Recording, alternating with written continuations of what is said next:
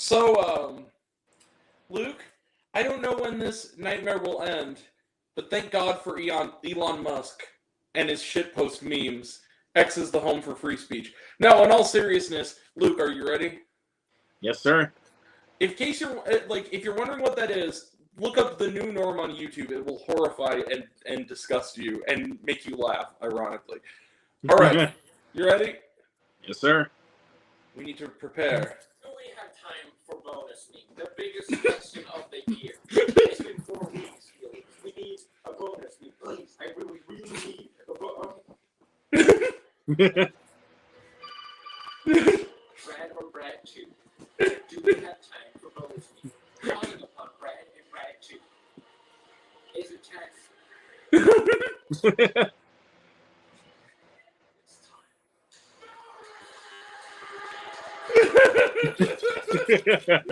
All right, Luke, do you hear that? Yeah. Do you hear what I hear? It's the hype train, bitch! Yes, sir. Choo-choo.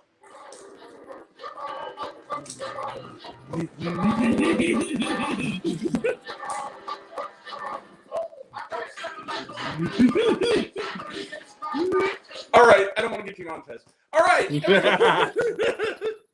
Thomas the Dank Engine. Homie. Yes, sir. Full credit. Yes, sir. Oh, wait, I mentioned dankness. Is it 15 seconds? Oh, yeah, okay.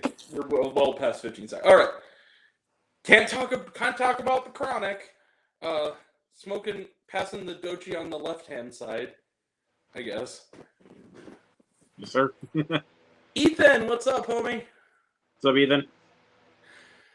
Okay, so, if you guys are here, this is, by the way, Luke, I did that big wound-up because this is your triumphant return, my guy. You're back.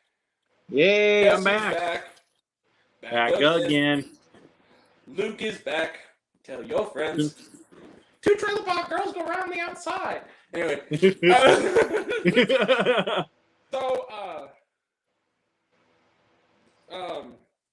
If you're here, you know what today is. It has begun. We have reached the midterm report. Very keen eye, Ethan. Very keen. Yes. This is the midterm report. This is the first of, because we like to talk and go on detours, and we're both crazy and pretentious, these videos always have to be split into 2. So, part 1, because it's going to take a while, because we have 30 movies each. That's 60 movies we're going to talk about all together. Yep. And basically, because of this, next weekend, are we still doing it Sunday or Saturday? Or do you want to move it up to Saturday? I think I can still do Sunday. Let's do Sunday. Okay. Tonight we're doing the best films of 2024 so far. We are officially halfway through the year, 6 months. So we are now entering the second half of the year, so it is time to talk about our favorite movies. And then next week, we will roast. Like John Carver on Thanksgiving night. The best. Just like John Carver roasted that girl's stepmom. It's time for roasting. The worst of the year so far. Thanksgiving. The worst films of the year. And it's only 20 each. So we're still going to have 40 movies to talk about. 40 piles of shit. How's that for you? 40 piles of shit and 60 beautiful glistening diamonds, or at least, in my opinion, or my buddy Luke here's opinion, glittering diamonds. We may not agree, exactly. But again, and this especially goes for some people who might be watching, you know who you are, movie opinions are, it's just a movie. It's just a movie. There's no reason to be civilly unrested. It's a movie. At the end of the day, friendship matters more than a silly movie. This is what we do here. And so, but now, without further dudes, I have both honorable mentions and runners-up, and I think we could blow through these. Do you want to go first with your honorable mentions, Luke? Yeah, I only got like 15. So. Okay, cool.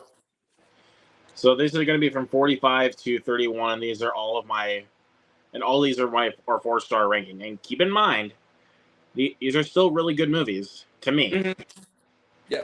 So there are 30 more that I enjoyed more than these. And I think actually for my number 30, I'm not going to spoil it. It's the last 4-star movie I have. Okie dokie. So 45, I have Drive Away Dolls. It's gone down for me thinking about it. It's definitely a lot of fun, but it has its problems. Yeah. 44 is City Hunter, Netflix movie. Think of it as a foreign version of Crank, but maybe not as silly and as over the top, but it's on that level. It's on that I'll level. add it to the watch list. I haven't even heard of this one. 43 is Snack Shack. Just Nice. delightful. 42 is I Used to Be Funny with Rachel Sennott. I still haven't seen it. That was one I wanted to watch before this. It's really good. Yeah. 41 Problemista. Still haven't seen that either. Got a little too stylistic for its own good at times, but in the end, it's still a good movie. That's Julio Torres, right? So yes, he has a show right now on Max. If you guys haven't seen it, if we were talking TV shows, this would definitely be on there. Phantasmas. Check out Phantasmas. It's really good. Yes, sir. Yeah. Anyways, 40 is The Last Stop in Yuma County. It's really good. It's really good. If you guys did not see that, check it out. It's also coming to Blu-ray here in a couple of weeks. So it's underrated. Yeah. Number 39, a Shudder original film. I have a couple of Shudder films here on the honorable mentions. You'll Never Find Me. It's pretty slow at times, but it's a very investing and intense horror thriller. Haven't heard of that one either. Number 38. Yes, number 38. Again, lower this one down. Kung Fu Panda 4. It's still a lot of fun, but just again, it's gone down for me just a little bit. It's definitely the weakest of the 4. It's the weakest of the 4, but it's not bad. It's a good movie.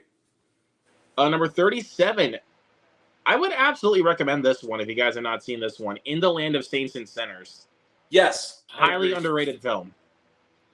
Number 36 is Orion in the Dark. Again, very good film. It's gone down for me thinking about it because, again, it has its problems. But again, just personal. Again, some of these I have just above some of these certain films just because they're enjoyment speaking. So, just again, on a personal level. Yeah. All right, 35. Grant, we've had our fair share about this film, so we can move on. Arthur the King. I will table my thoughts until next week on that one. Yeah, but again, just save your again. Also, for another one that we're going to talk about here in a second. Save your thoughts. Okay. 34. As for someone who has arachnophobia, I found this one terrifying. Infested. Oh, it's a Shudder. Another Shudder movie.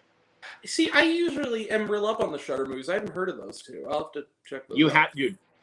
If you want a terrifying film like with spiders, you have to watch Infested. I finally watched. I don't think I posted it yet, but I did, and I didn't review it because it's past the point where it would be relevant. But I did finally watch Birth Rebirth. It was very good. Creepy ass movie, dude. Yeah, it is. 33, again, save your thoughts. Godzilla X Kong: The New Empire. I didn't despise that one, but I didn't like it. I know you didn't like it, but but it's whatever. 32, this film honestly means a lot to me because even though I know what you're thinking, it should be higher, but again, this also kind of plays into rewatchability, personally. The Idea of You. I know it's definitely formulaic, but I related to it. I liked that movie, but there are some people who are putting it on their best of the year so far list, and I am kind of yeah, it was charming. I enjoyed it. I thought that both the actors did a good job. I don't think it's necessarily reinventing any kind of wheel, though. It's not a fantastic movie to me, but I thought it was good. It was very good. I think I gave it 4 stars, not, whatever. Yeah, and then this one, I know you're not going to be too happy with me because I know you have this one much higher on your list. Again, I didn't look. I didn't look ahead of time, I promise. Well, I also locked it, so you couldn't look, so. I know. And I made adjustments up until, literally yesterday. But again, this one, for me, has some slow parts. And again, I don't find it very rewatchable. I may watch it a second time, maybe see if that'll change. But as for the first time watch, I don't really find a whole lot to be rewatchable about it personally. Yeah. Perfect Days. Like I know that you love this movie, dude. It's great, but I'll save my thoughts until later. I thought it was really good. It's just again, I don't find it very rewatchable. So that's I get it from that perspective. Like, yeah. Okay, so is that it? Oh, you said yep, 30, that's it. 15. Okay. Yeah, because my number 30 is the last 4-star movie. Gotcha. Okay, so I decided to split up the regular 5s and the other 5-star plus movies. I want to point out I've seen now like 164 movies already this year. So this is coming from that. Jason, what's up, dude? Hey, Jason. So real quick, for the honorable mentions, I'm going to do them from the top of the honorable mentions to the bottom of the honorable mentions. And then when we get to the runners-up, which are basically like his honorable mentions, I will do the number. So I'm just going to quickly roll through the runners-up, or the movies that didn't make either list but are still really good. Snack Shack, great movie. A Quiet Place, Day One. Damn it. I know. It's on my list. I'll just tell you right now, it's on my list. The Dope Kings are here, yes. Thanks, Yes. Jason. Fuck yeah.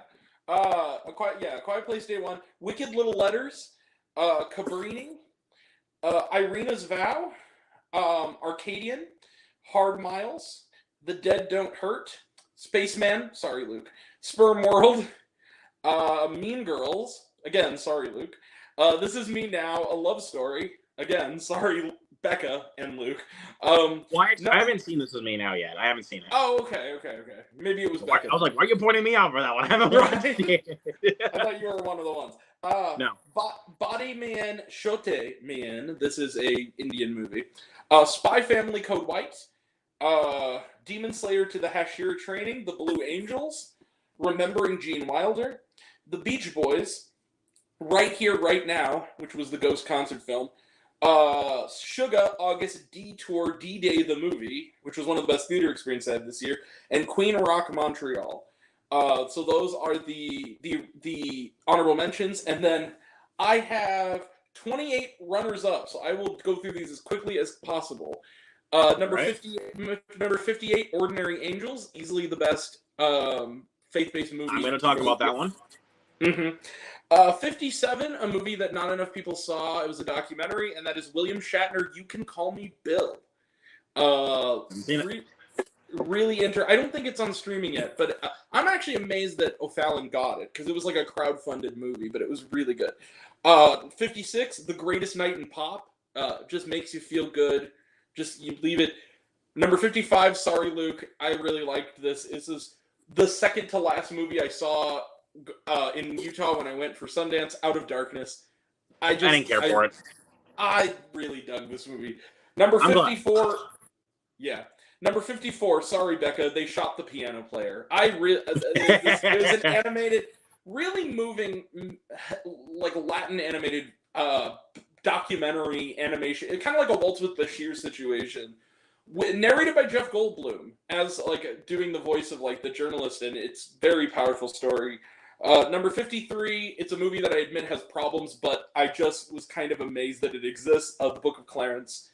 It's really good. Dug it. Yeah. 52, Musica. I have some. Have you had to watch it? I have some issues with some of the more cliched elements, but I think that the world of it is unique, and I think that the storyline is very charming. Number 51 is a movie I saw at Sundance that is officially out. It's on Apple, and that is Girls' State. This is a sequel to Boys' State. It's a documentary, really good. Number 50, Drive Away Dolls. Luke said it best. Very funny movie, super underrated. Number 49, sorry, Luke. I'm sorry. I know it should be higher, but here it is. Lisa Frankenstein. I love this movie. I love this movie so much. Like, if you're talking about movies that I would most want to rewatch now, Lisa Frankenstein would be on there. But just objectively, that was I'll just say this right now. That was the first film of this year that I genuinely adored. It's a great movie. So it's going to be one of those cult classic movies down the line. I actually have another one of those on my list. Yeah, I have a But- few. Number 48, speaking of movies that'll be cult classics, also, F you elderly population in Edwardsville, you knew what to expect from this. Number 48, Boy Kills World. Grant, I'm going to talk about that one later. Yay!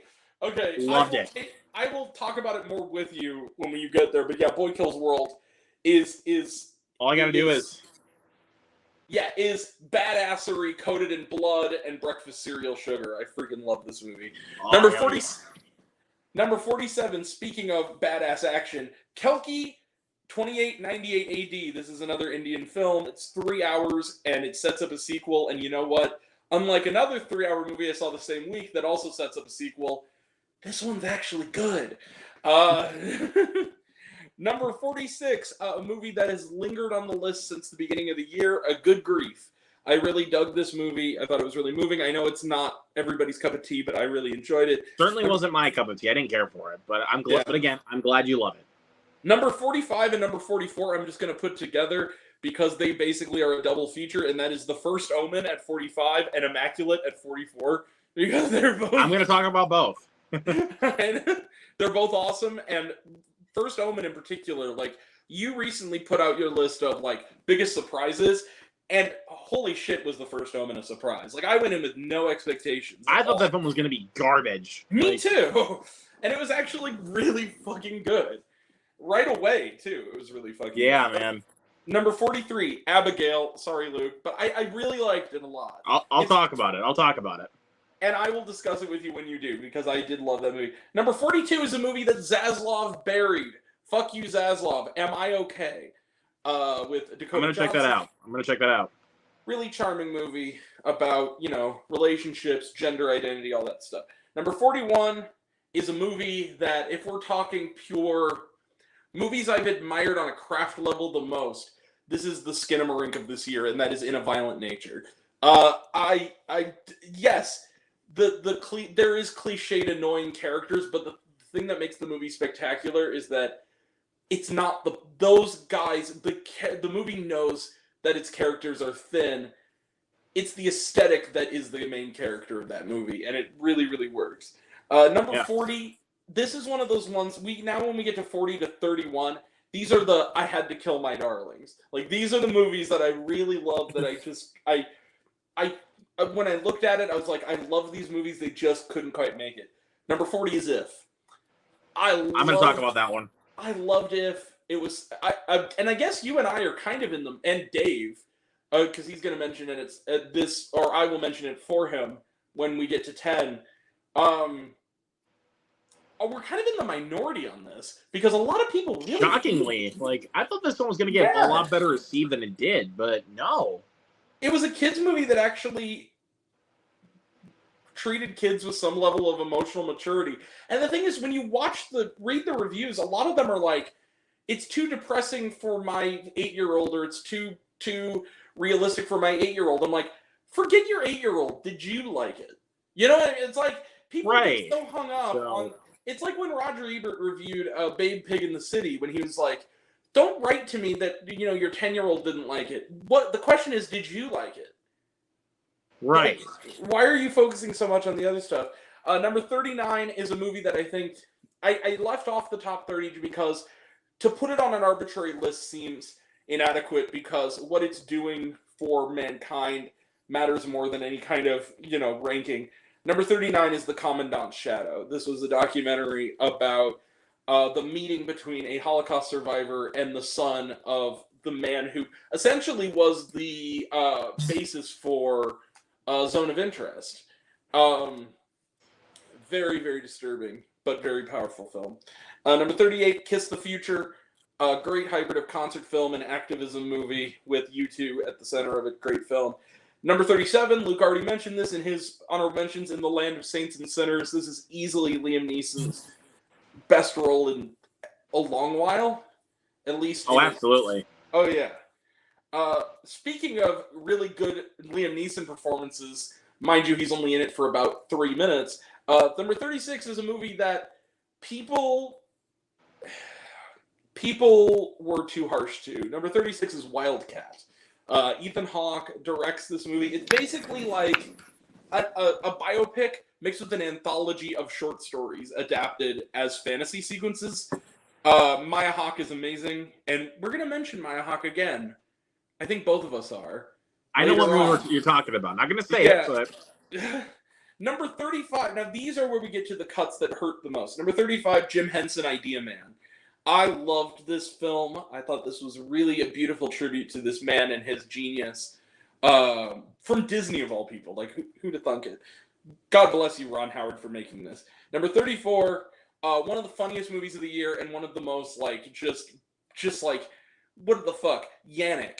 This is on Movie. This is an hour, 7-minute long French comedy by Quentin Dupieux, who, if you know Quentin Dupieux, he previously did things like Rubber, Mandibles, and Smoking Causes Coughing.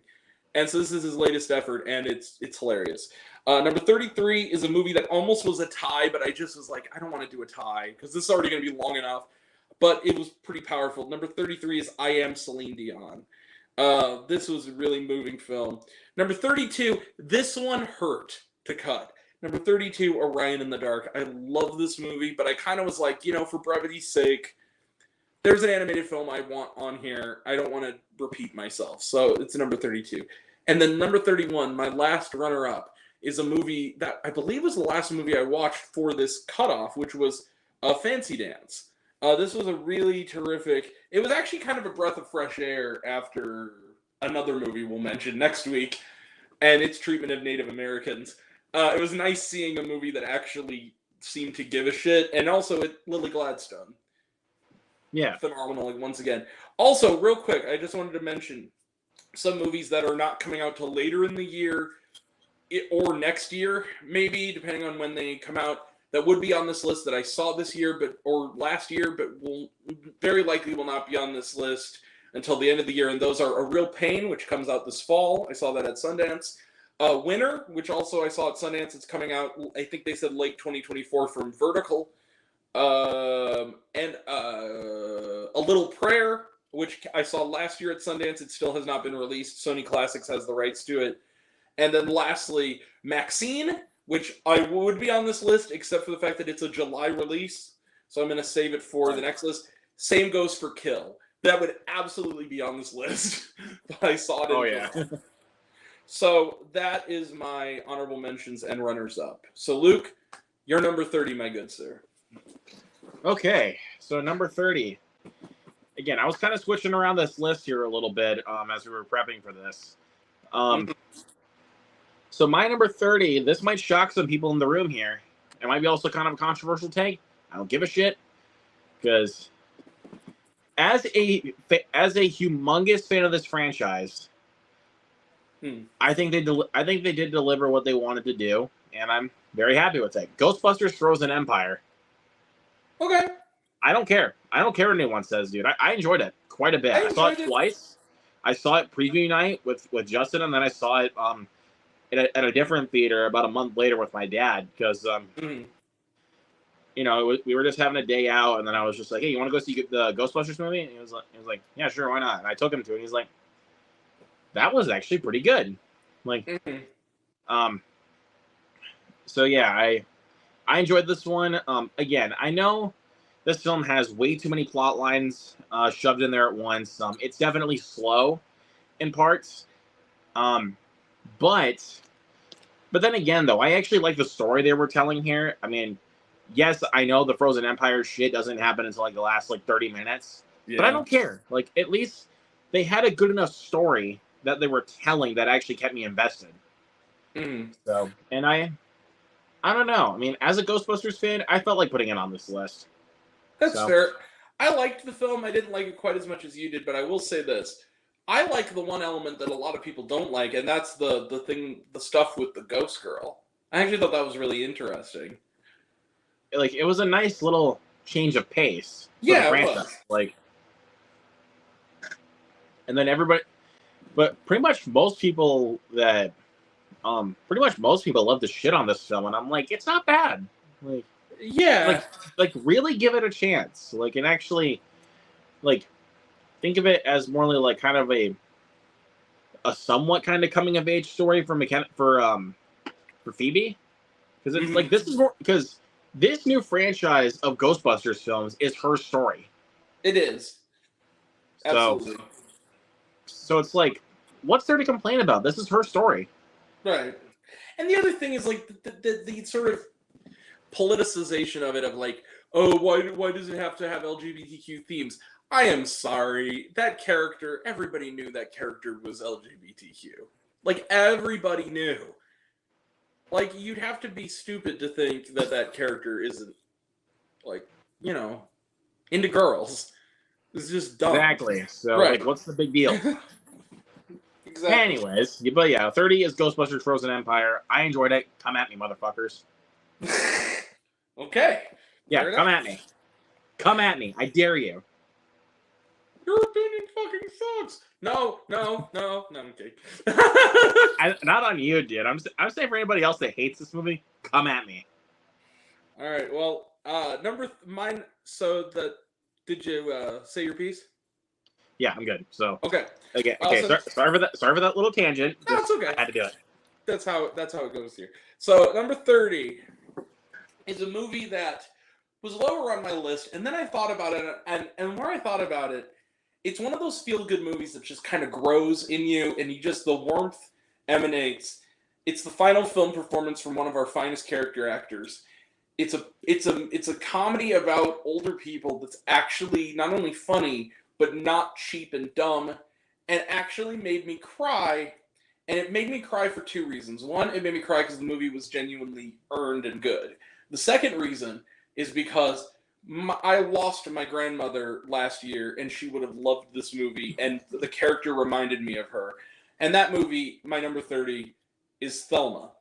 What I loved about this movie is that it is, on the surface, if you watch the trailer for this movie, you have this idea of like, oh, it's going to be one of those cheap, dumb, easy kind of comedies about a grandma getting back at some scammers and wielding a gun and being crazy, with help from Richard Roundtree. Again, rest in peace, you damn legend. But it's not. There's substance to this. Fred Heckinger is also quite good as the grandson. Their relationship is wonderful. And June Squibb, who, again, we will mention later on this list, around the same time we mentioned Maya Hawke, there's your clue, is just terrific. And she's 94 years old in real life. And she did all her own stunts in this, which is amazing. That's crazy. And if you don't get a little misty-eyed at the end of this movie, the last scene between her and Heckinger, you're kind of not a human. So, yeah, number 30 is Thelma. A feel-good movie for the whole family. Great movie. I'll check that out soon whenever I get the chance. Yeah, it didn't get a very wide release. I'm actually kind of amazed Edwardsville got it. Or it got a wide release, but it wasn't like... It was like 1,000 theaters, not like 2,000 theaters.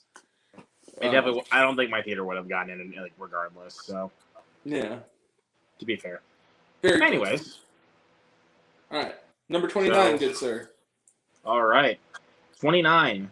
People are going to say this is a 2023 film because it premiered at festivals. It counts as a 2024 film because it premiered on Netflix. Yeah, in that's 2024.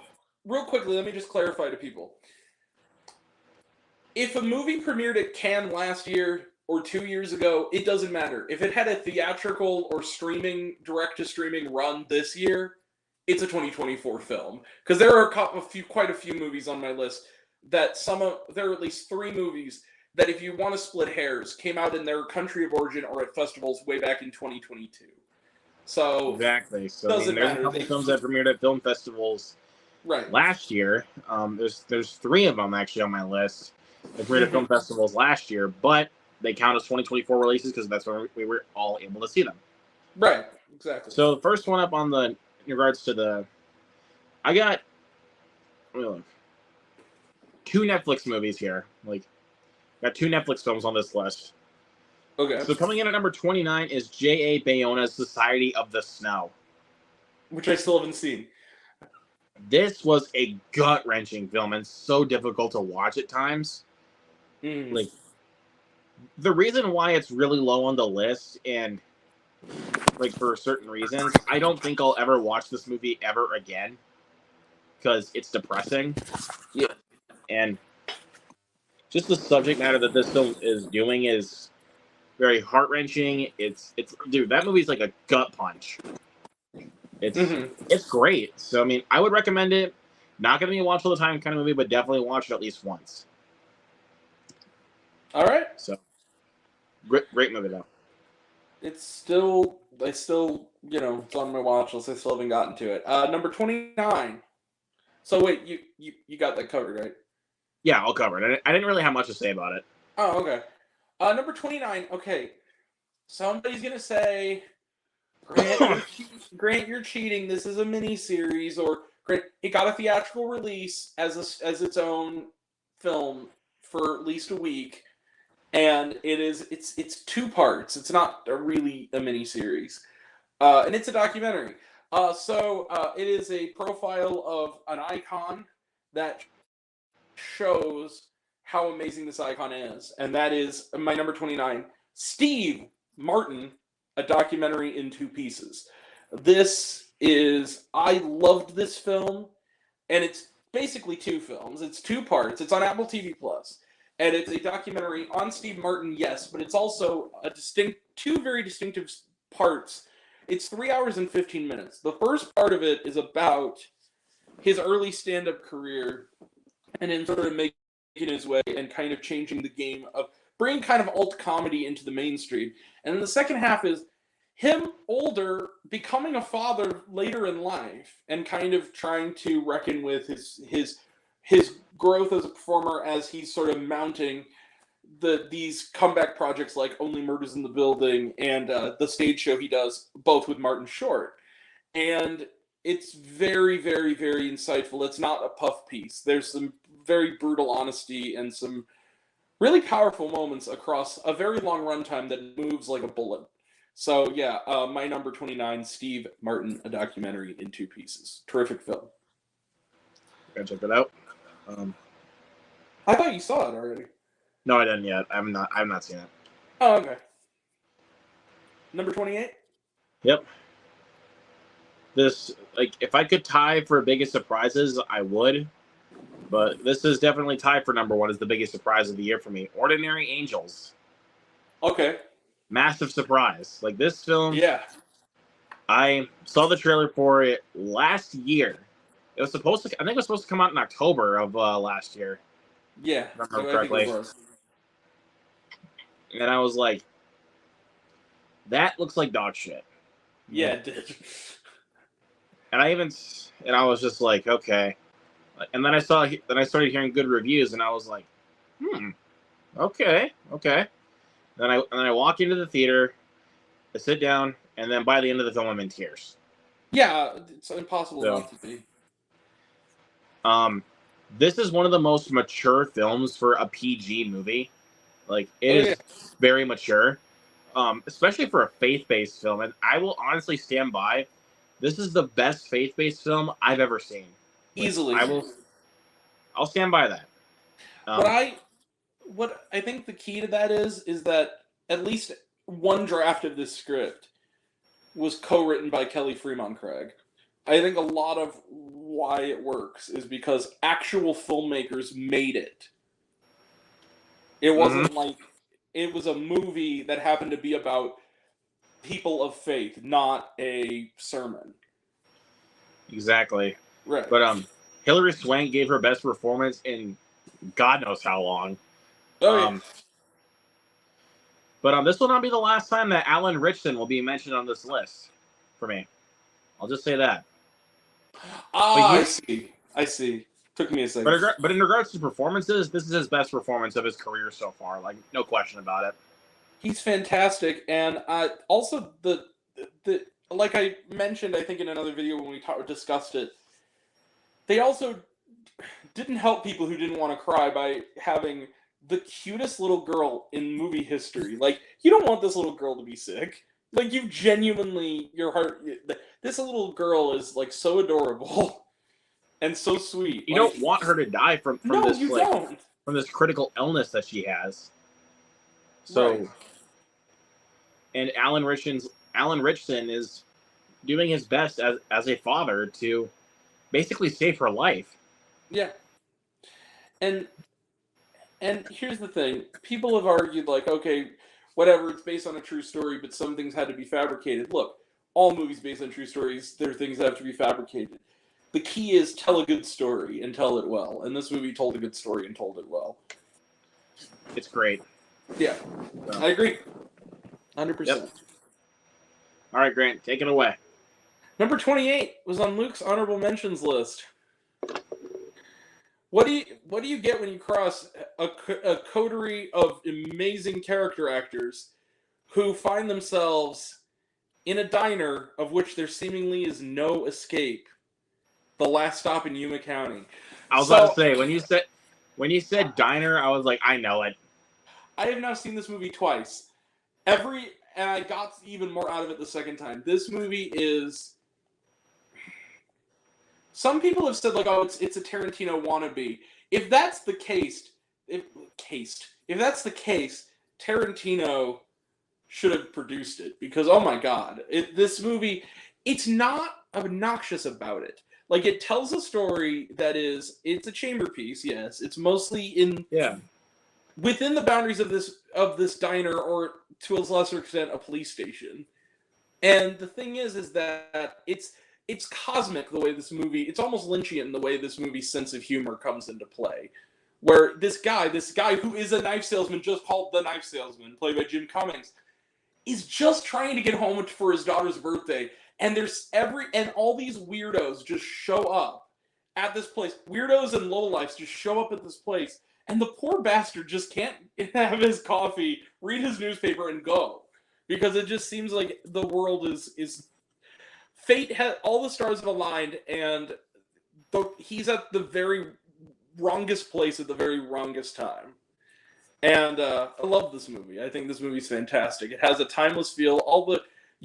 It's been a while since we've seen people like Jim Cummings, Faison Love, Jocelyn Donahue, Sierra McCormick, like these fine character actors really getting to be prominent in a movie like this. And it's great. So yeah, number 28, it's a buried treasure, The Last Stop in Yuma County. Great film.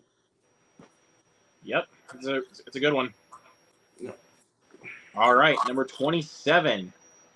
What do you get when you have a great cast and basically make it like another movie that I absolutely adore? That's amongst my top 10 films of all time.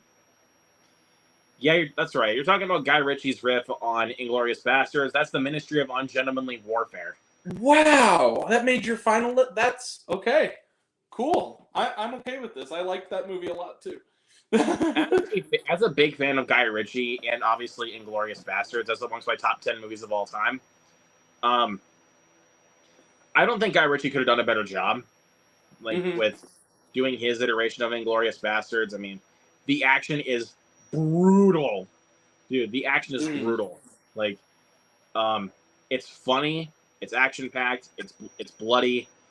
Got great performances. I mean, Henry Cavill is just on top of the game right now, dude. With that performance.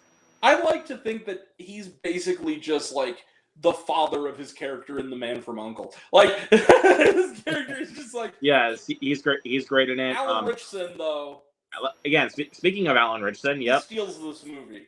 He's fantastic in this movie. Pure badass, dude. He's a pure badass. And also, gay-coded, kind of, which is cool. Kind of, sort of. But also, you also get Henry Golding in there. Mm-hmm. My dude. And Isaac Gonzalez, who's also really good in this movie, too. Isaac Gonzalez and Hero Finds Tiffin, who has actually never been better in a movie from after movies. Who's going to play young Sherlock Holmes, by the way, in the upcoming HBO series that Guy Ritchie's directing. So. Yeah. So, like I said, as a big, like, honestly, dude, I saw this as a double bill with another film we're going to talk about here. And. Oh, yes. You know what it is. Don't say it, but... All I'll say is I cried 1,000 tears, and we'll leave it at that. I don't... Dancing. Oh. Yeah. Okay. I was trying to think about that for a second there. Anyways, but yeah, the Ministry of Ungentlemanly Warfare. Again, Guy Ritchie couldn't have done a better job at doing his interpretation of Inglourious Basterds. Mm-hmm. I mean, I will say it's a bit too similar. Like, and it's not as good. Too many similarities to Inglourious Basterds. Yeah. But other than that, though, I think this film is fucking awesome. I feel like the balls Richie had to even try to ape Inglourious Basterds. Because the thing is, it's not as great as Inglourious Basterds, but what is? So like I know. Respect of him to like do that and really go for it, and basically make a World War II era comic book come to life. Basically, Exactly. Was a lot Hello, of can't hear you. Please do fuck off. fuck off. Right. No, the part where and also just Henry Cavill's like, okay, the scene where the Nazis are like in German, like, that is not a dog, that's my wife, and they're like, ha, he's just sitting there, he's like, ah, it's very good. It's like, Very good. Yeah. Dude, just the way they take out the Nazis is brutal. Like, Yeah. but it's so fun. So yeah, if you guys want a bloody good time from Guy Ritchie, check it out. It's a movie you and your dad will both love. I want to show this one to my dad because I think he'd have a good time with it. Yeah. All right, number 27. Right. Yep, Ungentlemanly Warfare is my number 27. Fantastic. All right, my number 27. Speaking of movies about Nazis, that are completely different somehow, my number 27 is a movie with an iconic actor who is in a movie that has a great true story that had a doozy of an ending. My number 27 is One Life.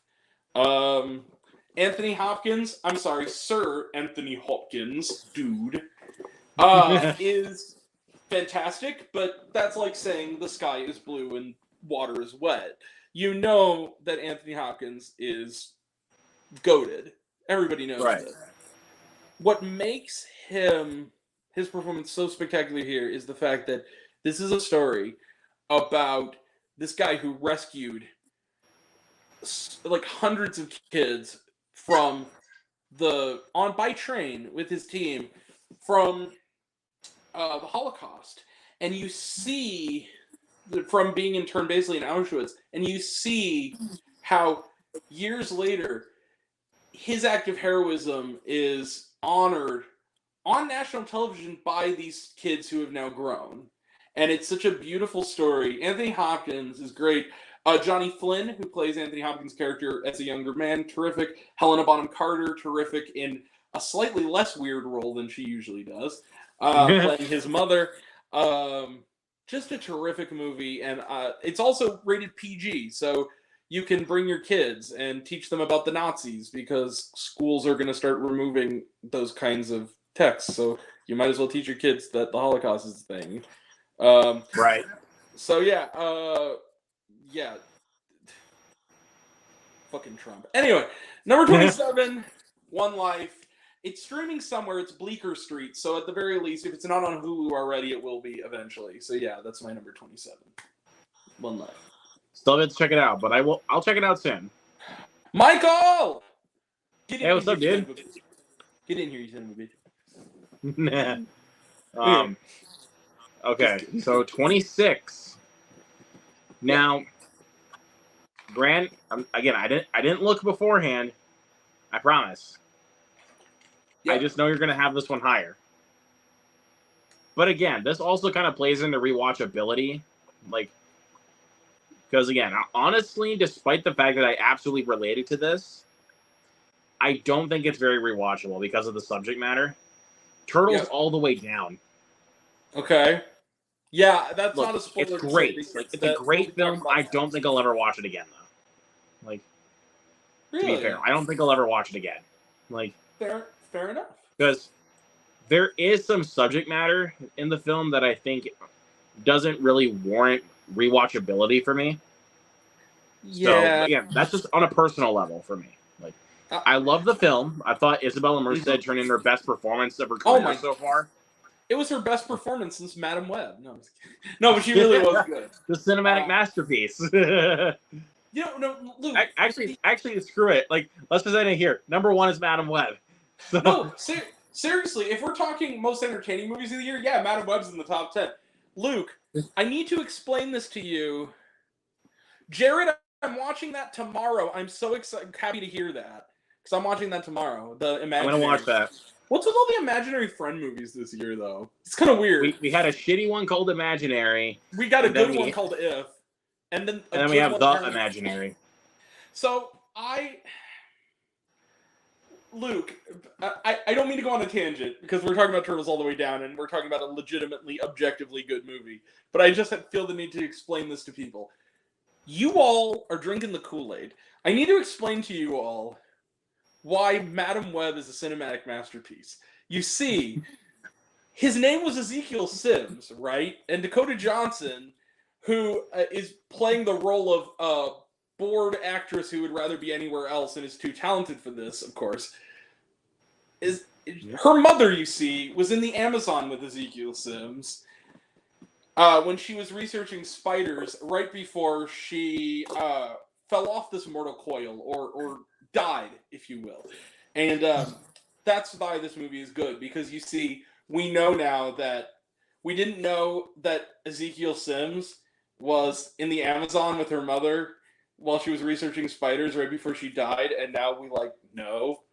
That's why this movie's good. Regardless. Drink Pepsi, goddammit. Pepsi! Yeah. Super Pepsi. Yeah. Again, excellent performances. It's beautifully shot. Like, Back to the good movie. back to Turtles All the Way Down. Like, I'll just say that. Yeah. Excellent performances. It's beautifully shot. It's got some good comedy put in there. It's very relatable. Yeah. But again, some parts of the subject matter, I don't find it very rewatchable. But again, great film. It's a great film. I just don't know if I'll ever watch it again. I'm going to table my thoughts because, yeah, it is. I'll spoil it. We're going to be talking about this movie quite a bit later on this list. Yeah, but really quick, you can go for your 26. I'm going to go get my dinner. So. Okay. So, speaking of speaking of mental illness subject matter, My 26 is a movie I saw over a year ago and only now came out in January, and that is Sometimes I Think About Dying. This is a really terrific indie film starring Daisy Ridley in, I think, her best performance, playing this sort of shy cubicle worker who suffers from pretty severe anxiety. And the struggles keep her from really expressing this growing attraction she's feeling toward this coworker, and it's wonderful. Jared, is that true? Or are you just trolling, homie? No, it's a really good movie. Funny at times, really moving at others, and it's out there. I'm pretty sure it's on Mubi, streaming on Mubi. It came out from Oscilloscope earlier back in January, but I believe it's now streaming a couple places, particularly Mubi. So yeah, check out Sometimes I Think About Dying. It's a great movie. I saw it last year at Sundance. It's only now been out and about. So yeah, and we still have one from last year's Sundance that still has not come out. Okay, that is hilarious. So yeah. Yeah, number 26. Sometimes I Think About Dying. And now we're going to wait till Luke comes back to do our 25. Gotta go get some din-din. So, chat, how have you been? What's the story, Morning Glory? How's it hanging, eggs and bacon? You think is that a phrase? I don't know. Luke! Come back!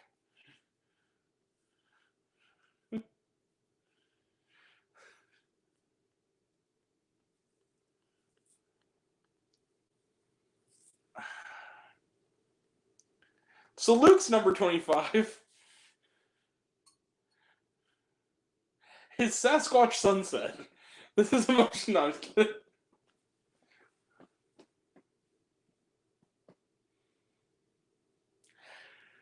So, if you guys haven't guessed, because he's clearly bailed, Luke's number 25 is Despicable Me 4.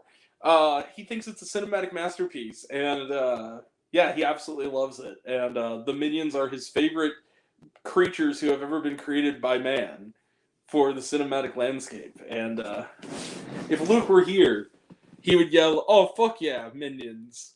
Minions are the shit, homie." Don't think I didn't hear that. I heard that. So, Luke, in case you missed it, my number 26 was Sometimes I Think About Dying, and your I number heard that. 25 was I Despicable actually heard Me that 4. before I went on So the my room. number 25. Okay. But my number 25. Sorry, Also, haters. Sorry. Real quick, I'm sorry to cut you off. Jared, you gave the other thing. For those in the chat, if you're watching this, and you want to shout out your picks for the year, by all means, please do. Yes. And we'll read them out. Shout 'em in. All right, number 25. Okay. Sorry, haters, for this one. But this, as a fan of big, dumb, over-the-top action, Matthew Vaughn's my dude. Argyle. You know, I'm happy you brought up Argyle because it didn't make my list. But again, I feel like Yumi and Mark Kermode are in a tiny little lifeboat in an oasis of an ocean of people who are like, I liked Argyle, and the rest of the country is like, fuck you and fuck the parents that spawned you in the back of a Toyota Corolla. Like, Fuck that. All I gotta say is fuck the haters.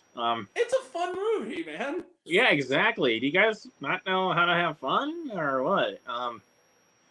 And also, Again, you got Matthew Vaughn directing. You got a great cast.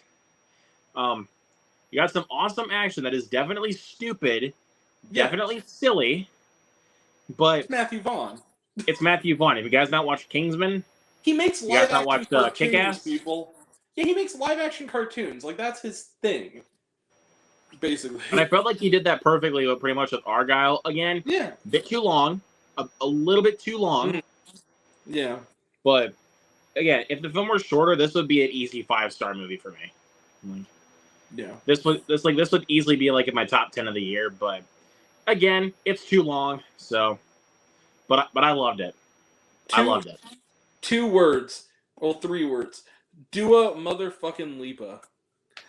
Hell yes. Do you mind if I simp for a moment? You got 1 minute. Okay. So, Dua Lipa, if you're watching this, I just want you to know that I'll be so good. I'll be so fucking good to you. I want you to know this. He goes to like I will fight 10 men just to hold your purse.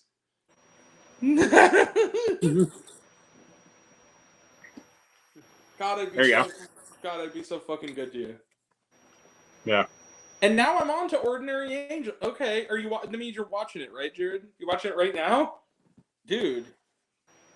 Oh, by the way, while you were gone, he mentioned that when we were doing our little Madam Web tangent that seems to be a weekly occurrence, he happened to be drinking a Pepsi. Like, dead ass. I don't know if he's trolling or... Well, he said he wasn't, but, like, That's funny. Also, can we just be real? Like, there are some people we know that unironically like this. Bro, stop trolling. Like, Right. Madam Web is delightful, but not in the. It's not an actually good movie. No, it's not. It's bad. It's But it's awesome. It's very, very bad. But it will live on. It'll live on forever. It morbs harder than Morbius ever did. And Fuck Morbius. Luke. Hey everybody, Luke's favorite film of the decade, Morbius drinking a 40 in a death basket. God fucking damn it. So that was your number 25 is Argyle, right? Yep, it's Argyle. Trying to remember the numbers. So number 25 for me, and now for something completely different. Number 25 is a movie so good it gave me an anxiety attack. No, I'm not kidding you. I was in a theater by myself. Nobody else was there. And I had a pretty horrible 20-minute long anxiety attack because of one scene in this movie. But I still left the theater loving this movie. Number 25 is Fitting In.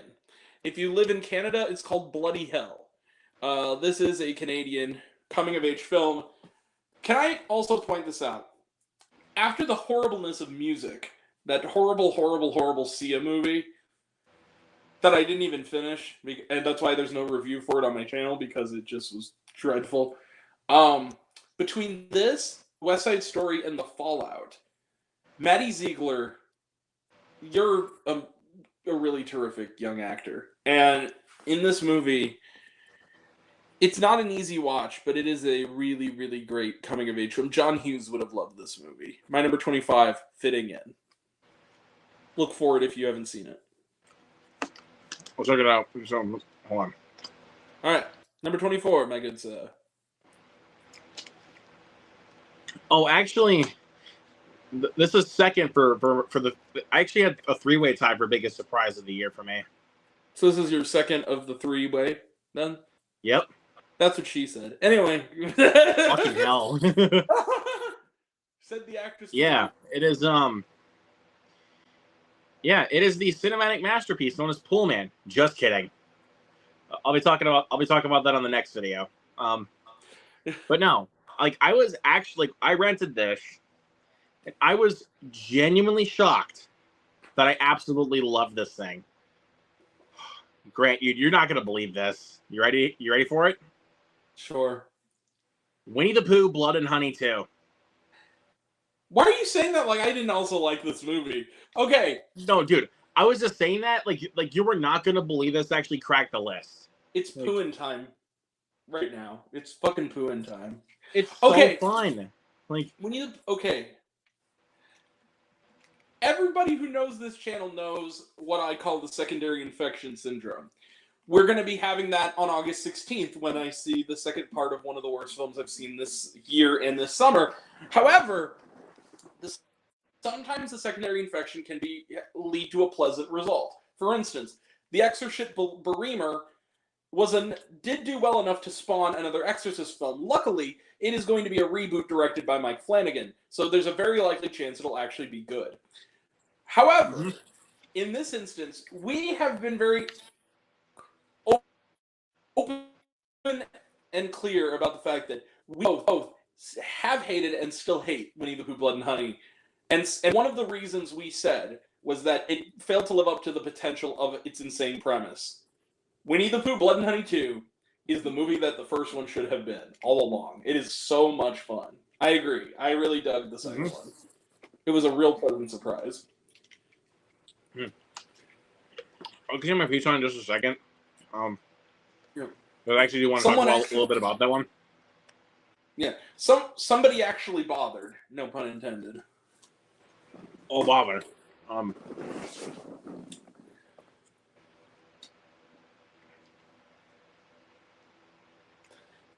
By the way, apparently Austin made Brittany laugh by repeatedly yelling at her, "Billy is poo, Billy is poo." Yeah. And it made her chuckle. But yeah, when I started to hear good things about this one specifically, I was like, "Are you shitting me right now? What a turn of events!" It's shockingly decent.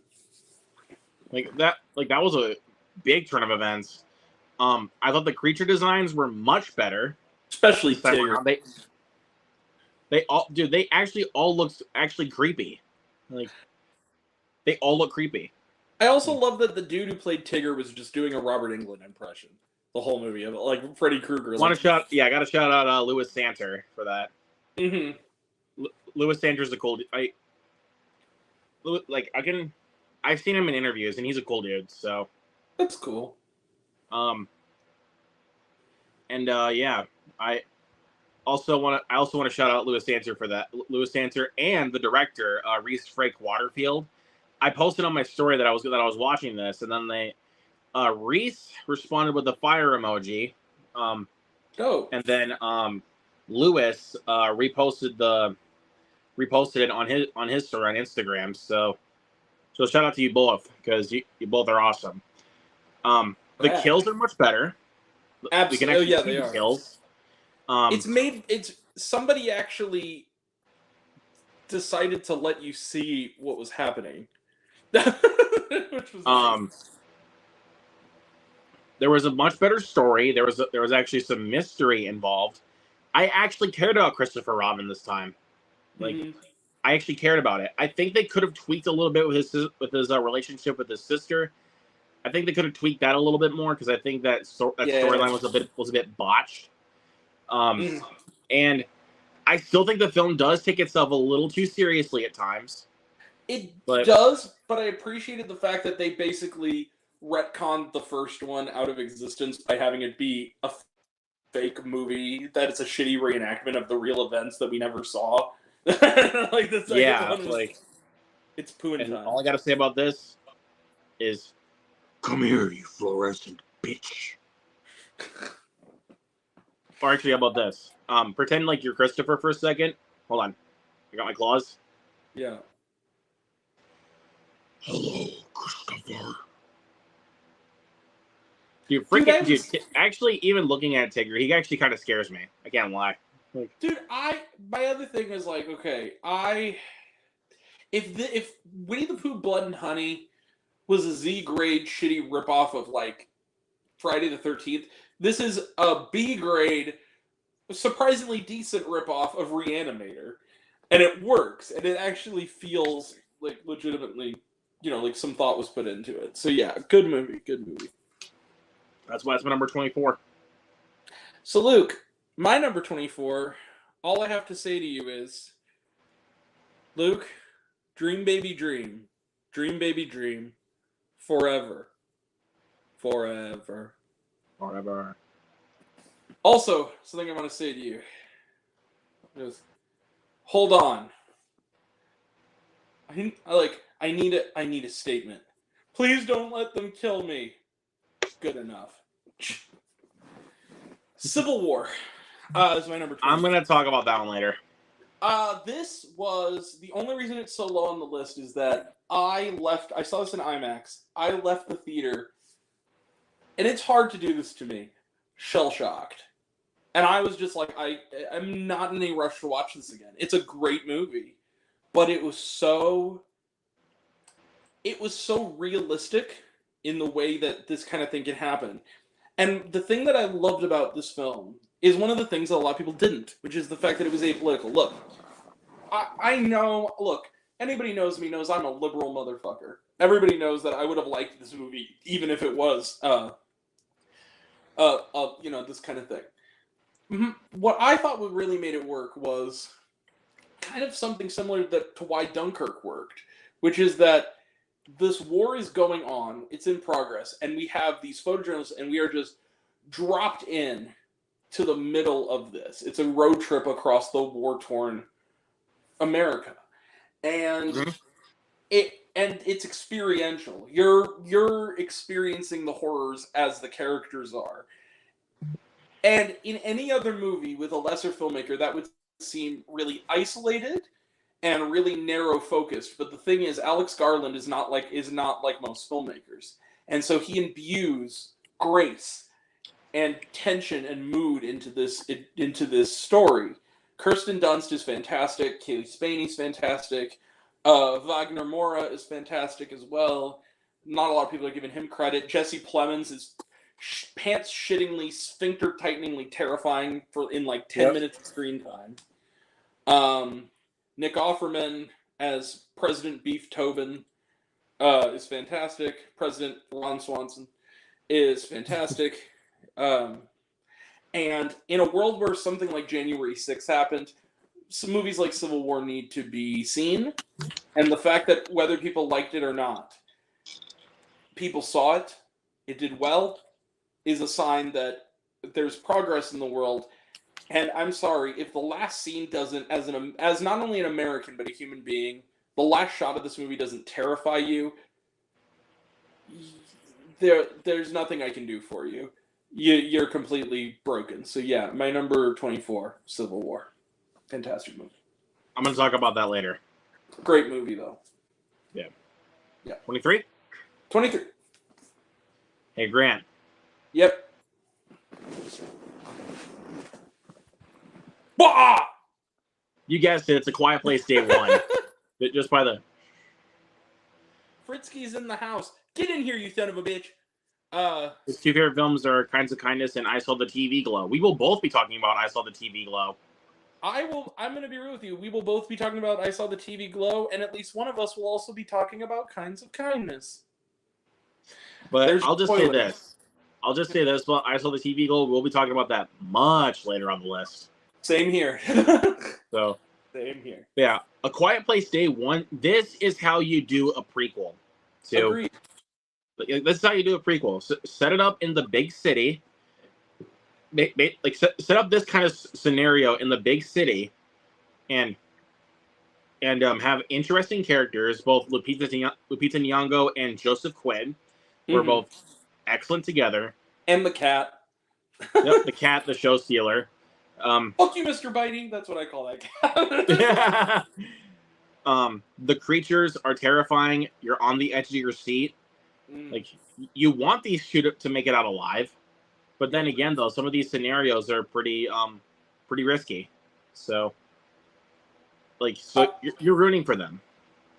You want them to get out. You want them to make it alive. The one thing I'll add to is I'm glad it's on your list because it was an honorable mention on mine. I felt like there was just a little something undescribed described that was missing that the first two films had. But I will say this. I do think it's a good prequel. I liked the fact that it is a Michael Sarnowski film first and foremost. It feels like a Quiet Place movie made by the guy who made Pig. It's character driven. I like the fact that Lupita Nyong'o's character is someone who is actually dying, and that's not a spoiler. That's like the first. She's a cancer patient. She is, and one who is. It's not a question of if she's going to die; it's a question of when she's going to die. And so this character has gotten to that stage of being sick where it's like, I know I'm going to die, so I don't give a fuck. And you see over the course of this movie, the apocalypse forces her to do things. The apocalypse basically forces her to fight for her life. Basically, fight for her life, or at the very least, find something to live her last days for. Yeah, you know what I mean, like, which is powerful. Also, the use of "Feeling Good" by Nina Simone is it's the second best use this year toward the end of a film of "Feeling Good" by Nina Simone, and there's your spoiler. Great needle drop. Yeah. But yeah, Quiet Place Day 1. Y'all gotta check this out. Y'all gotta check this out. It's even though it's not on my list, I will say this: it is a pretty great movie. It is. It's awesome. So, all right, next one. For your 23. Number 23 is another movie I saw over a year ago, and it's only now, literally only now, it is still going city by city independently. Like the filmmakers are putting it out, so I figured the time is now. But my number 23, I watched due to not quite so legal means, due to a friend of mine in Canada, and that movie is I Like Movies. Is my number 23. This is a Canadian comedy, coming of age comedy drama. Very funny. It's a tribute to. Let me put it to you this way, Alex. I know you're watching this. This is the Fritzky story if I've ever seen it. So this is a movie about this kid who it's the end of his high school career, and his only friend is this guy who is starting to pull apart from him. They make these little short films.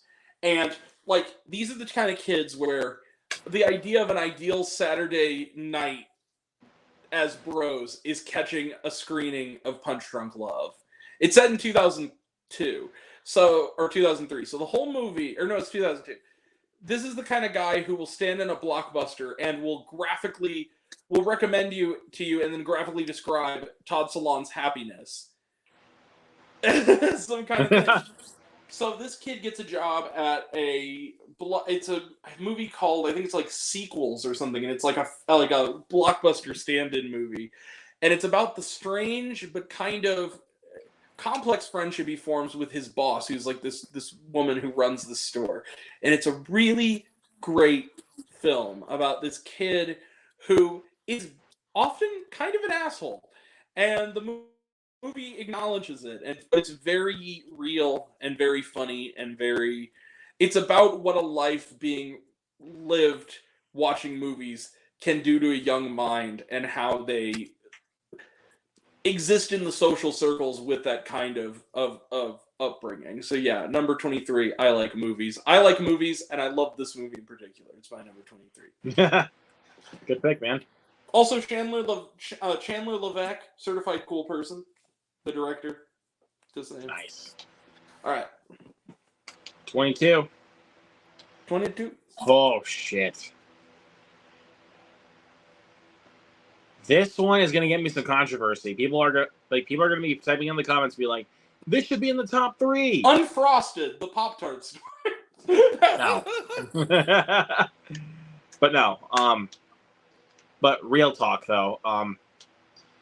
People are gonna comment and be like, "This should be in the top 3." But again, I have my slight issues with it.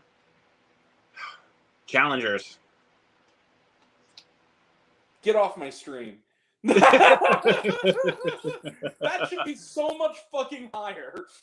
I know, but again, I have my God problems. damn it, Pons. No, it's okay. I have Go my ahead. problems with it.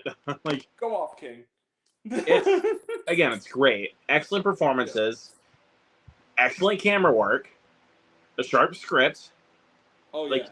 get all of that. My couple problems with the film are it's a bit too slow, and I did not like the way the film wrapped up. Like, Okay, the ending is the best part. The ending's the best part. no, I don't think so. I think Come the on! ending made a drop for me. Because Okay. like, as soon as it like cut to black, and I'm like, you did that to me? That's it? It's open to your interpretation, Luke. It's not. I know, but it's just like, again, I could have used more. That's fair, I guess. But again, it's a great film. Just again, didn't crack into my top 10, but it is again a great film for sure. I'll say that. Okie day. Well, Luke, now it's your turn to be mad at me. My number 22 will be much higher on your list. I haven't checked, but I'm pretty sure it will be. Hey, Luke. What? So, imagine you crossed Drive,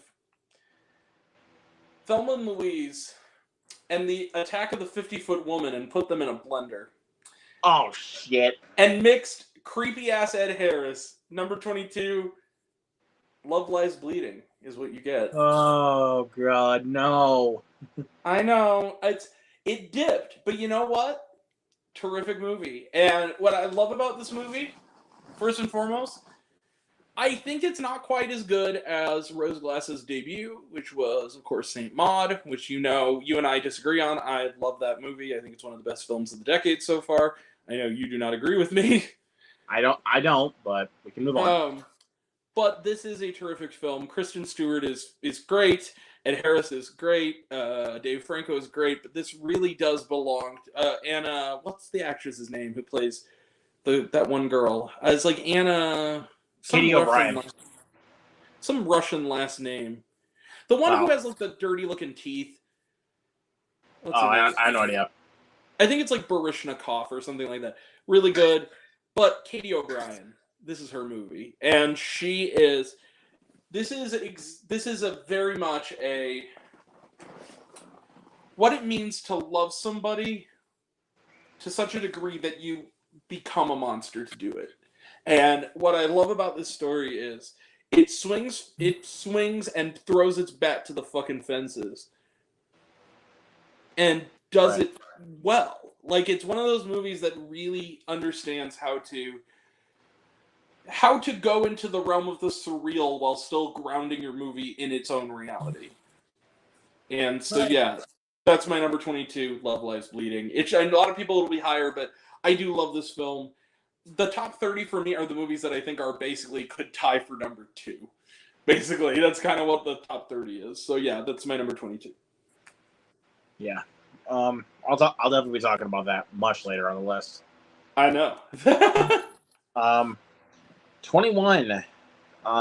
21? God damn you. Yeah, my number 21. Now, this is the biggest surprise of the year. You already guessed it. It's The First Omen. All right. Yep, the biggest surprise of the year for me. I walked into this film with no expectations. I did it as a double feature with another film I want to talk about. a lot later on the list. You know what it is. Don't say it. Mm-hmm. But like I walked into this film and I was like, this is gonna suck. Yeah. And then as soon, spoiler warning. So if you guys have not seen the first Omen, leave. Yeah. When the demon hand comes out during the first birth scene, I literally almost threw up. Like, dude, that scene, I was in the Dolby and they're reclined. I put my feet up like this, and I don't bend like that anymore. And I just went,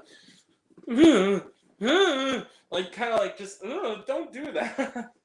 Like when I saw that, I legit almost threw up. Like, you know, that's the scene that almost got it in NC-17, right? That's the scene they had to cut around to get an R. Right? Yeah. Oh shit! Fuck! It's a Disney film, everybody. Clawed hand coming out of a woman's vagina. Fun for the whole family Disney production. Yeah, when that demon hand comes out, like I said, I almost threw up, and I was like legit like I literally actually another funny thing. The opening scene also was just brutal and amazing. It's brutal. But another scene is when Nell Tiger Free is giving birth, and then they have to cut her stomach open. I literally almost jolted out of my seat and be like, nope. Dude, can we talk about Nell Tiger Free for a second? She's amazing, dude. Even though it didn't make my list, if she got nominated for, dead ass, if she got nominated for Best Actress, I wouldn't complain.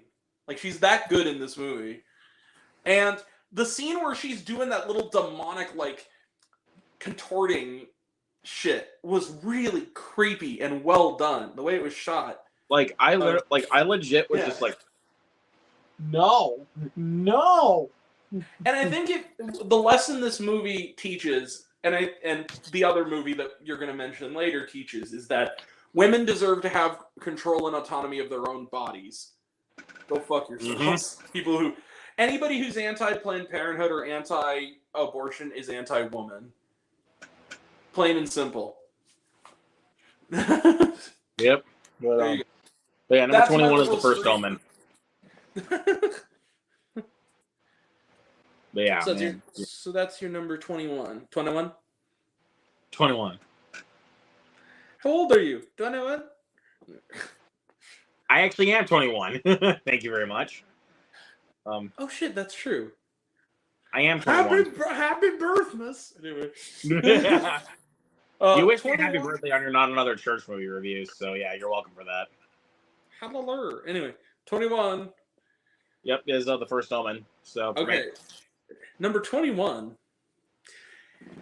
Okay, if we're talking movies that are the most fun I've had in a theater all year, that weirdly enough got kind of a muted response from the general public, even though critics liked it. My number 21. Hey, Luke. What's up? I do my own stunts. Watch me fall. The Fall Guy is my number 21. I'm actually gonna spoil this right now. That's my number 20. Would you like to kill two birds, my good sir? Yeah, we're gonna kill two birds with one stone because that's my number 20. Dude, what a fun ass movie that was. Just pure, yes, so much fun. And also, I want to shout out Justin for this one. This is actually his number 1 of the year so far, is The Fall Guy. Good on you, man. Good on you. He thinks there's nothing that's going to top this one, but don't speak too soon because we got Deadpool coming up. It doesn't quite have the same. It's not outwardly as much a comedy as this, but I couldn't help but think while watching this movie. All I could think in my brain was, this would be like if the John Wick people did 21 Jump Street. Yeah, and I basically. In every kind of positive you can imagine on both of those movies. And it's clever, it's smart. The split screen scene, just fuck. That was awesome. The split scene with the split screen where they're talking about split screens and they do like the synchronized, all that stuff. The movie's very, very funny, but it's also, the trailer in hindsight is not nearly as good as the movie. The trailer was okay, but it wasn't like the movie was a lot better than the trailer. It also, but you know what's weird? It actually had a really good love story. It's a good date movie. Like Emily Blunt and Ryan Gosling have really good chemistry. The scene where he's giving her that pep talk. Remember in the climax when he's giving her the pep talk about how like it's just a movie. We need to do this. He goes, no, you have to do this, Jody. He goes, why? He goes, because I want all those little girls to see that scene. That actually got me choked up. Like it was genuinely a earned kind of sweet scene in this movie. It was like legitimately good and kind of earnest and sincere and sweet. I liked it. Yeah. And again, dude, incredible action sequences and incredible stunt work. Like absolutely. And the fact that the whole thing is a giant love letter to stunt performers. Hey, speaking of, Dear Academy, do a fucking stunt category, you fucking cowards. It's been almost 100 fucking years. Give us a stunt category, yes. These dudes literally almost die doing their fucking jobs. You want to know someone who went through a lot of hell to do his job with a lot of his stunt work? Fucking Dev Patel. Dude, he went through a lot of hell. We'll both be discussing him eventually as well. But just what a kick-ass fun. This is when you think of this summer entertainment you can take the whole family to and everybody will have a good time. You think of The Fall Guy. It's one of those kinds of movies where it's pure popcorn fun. It's not pretentious, but it's smart and it's similar weirdly enough to Beverly Hills Cop Axel F. It kind of beats the audience to the punch of the cliches. It's clever and it's funny and it has a lot of heart and I love this movie. It's my number 21 and your number 20. Yeah, it's great. All you gotta say is you can make it. Nope, too dangerous. Gotta be stairs. Okay. And then just makes the jump. I'll slap the shit out of you. I really could. He goes, and I'm up for that in a safer environment. Also, like, if this didn't solidify it, Missy, if you're watching this, my cousin, I'm so jealous. She got to meet Emily Blunt on the red carpet. Damn it. She sent me pictures. I was like, dude, was she nice? She was so sweet. I'm like, I am in love with Emily Blunt. If you're watching this, I'm conflicted because I love Emily. I'm in love with Emily Blunt, and I'm in love with John Krasinski too. And the two of them are married, and it doesn't work. Because I feel bad when I lust after either of them because I feel like I'm home wrecking two people I love, and it sucks. Anyway, but yeah, love them, and I love Ryan Gosling, and love this. All right, you go to your number 20 because my number 20 is The Fall Guy. All right, so my number 20 is a movie that I saw with my older sister. It was a mystery film. She didn't know what it was going in. I kind of thought it was going to be this, and it was. We both loved it. Too bad the racist pieces of shit teenagers in front of us had to vocally express their dissatisfaction with it for 2.5 hours instead of just, I don't know, getting up and leaving, which you can totally do in a movie theater. My number 20 is Origin. This is Ava DuVernay's film. It is easily, can I be real with you, her best film. I think it's actually better than Selma. And I know. I love Selma. Selma's fantastic. But when it comes to if we're talking films as a whole, 13th is her best film. But if we're talking non-documentary films, like narrative movies, this is her best film. I'm going to be real about it. Like, because this movie just, it feels, it's not only, it does an amazing thing, it tells a compelling story that's moving and well-written and well-acted, that also is educational. Like, it can actually teach you something about the world and how racism started in this society. That I didn't know what caste was until I saw this movie, and the way that it sort of mixes pseudo-documentary elements with dramatic retellings, very well done. The whole cast is great. Anjanou Ellis-Taylor, fantastic in this movie. John Bernthal, not in the movie nearly enough, but when he is, he's fantastic. Niecy Nash, in a rare dramatic role, really terrific as her friend. We also get some nice bit parts from Finn Whitrock, aka the Lord Jesus Christ in the Jesus Orb. We also get and Victoria Pedretti from The Haunting of Hill House shows up for a nice couple of scenes. Vera Farmiga. So yeah, just a really great cast, really great film, and an important story. My number 20, Origin. I will say that is a film I morely appreciate than I actually like. You're in the majority with that one, and I understand that. And the subject matter. I can never sit through that again. Like, I understand that. It's a hard one to rewatch. But here's the thing. I appreciate that you at least appreciate it, because that's more than I can say for some of my audience. I gave it a 4 because of the fact that how much I appreciated the film more than I enjoyed it. It's one of those films that, like, whether you like the film as a film or not, the fact that it exists is a good thing for the world. Like, the fact that somebody made it right, this is a story that needs to be told. So yeah, number 20, Origin. Number 19, Mike. You mentioned this one already, but this is in your runners-up. I needed this after a terrible film that I saw first, which I'm going to talk about on the worst list. Okay. I needed this because I was like, actually, I'm going to tell this story before I say the movie. After I saw the first film, I actually legit thought about going home. Yeah, I've had those days. Absolutely. Because I was like, dude, this was so bad, I just want to go home. And then I realized I bought my ticket for the film already, and I was like, oh, shit, I can't go home yet. So I sat down, and I ended up in tears because I was actually impressed that the film actually not only made me cry, but it was much better than the previous film I saw. Number 19 is If. Yeah. Okay. I'm glad it's on your list. That makes me... Let me guess. The film that you hated was the one that I was like the only person who was like, I mean, it's not that bad. Am I right or am I right?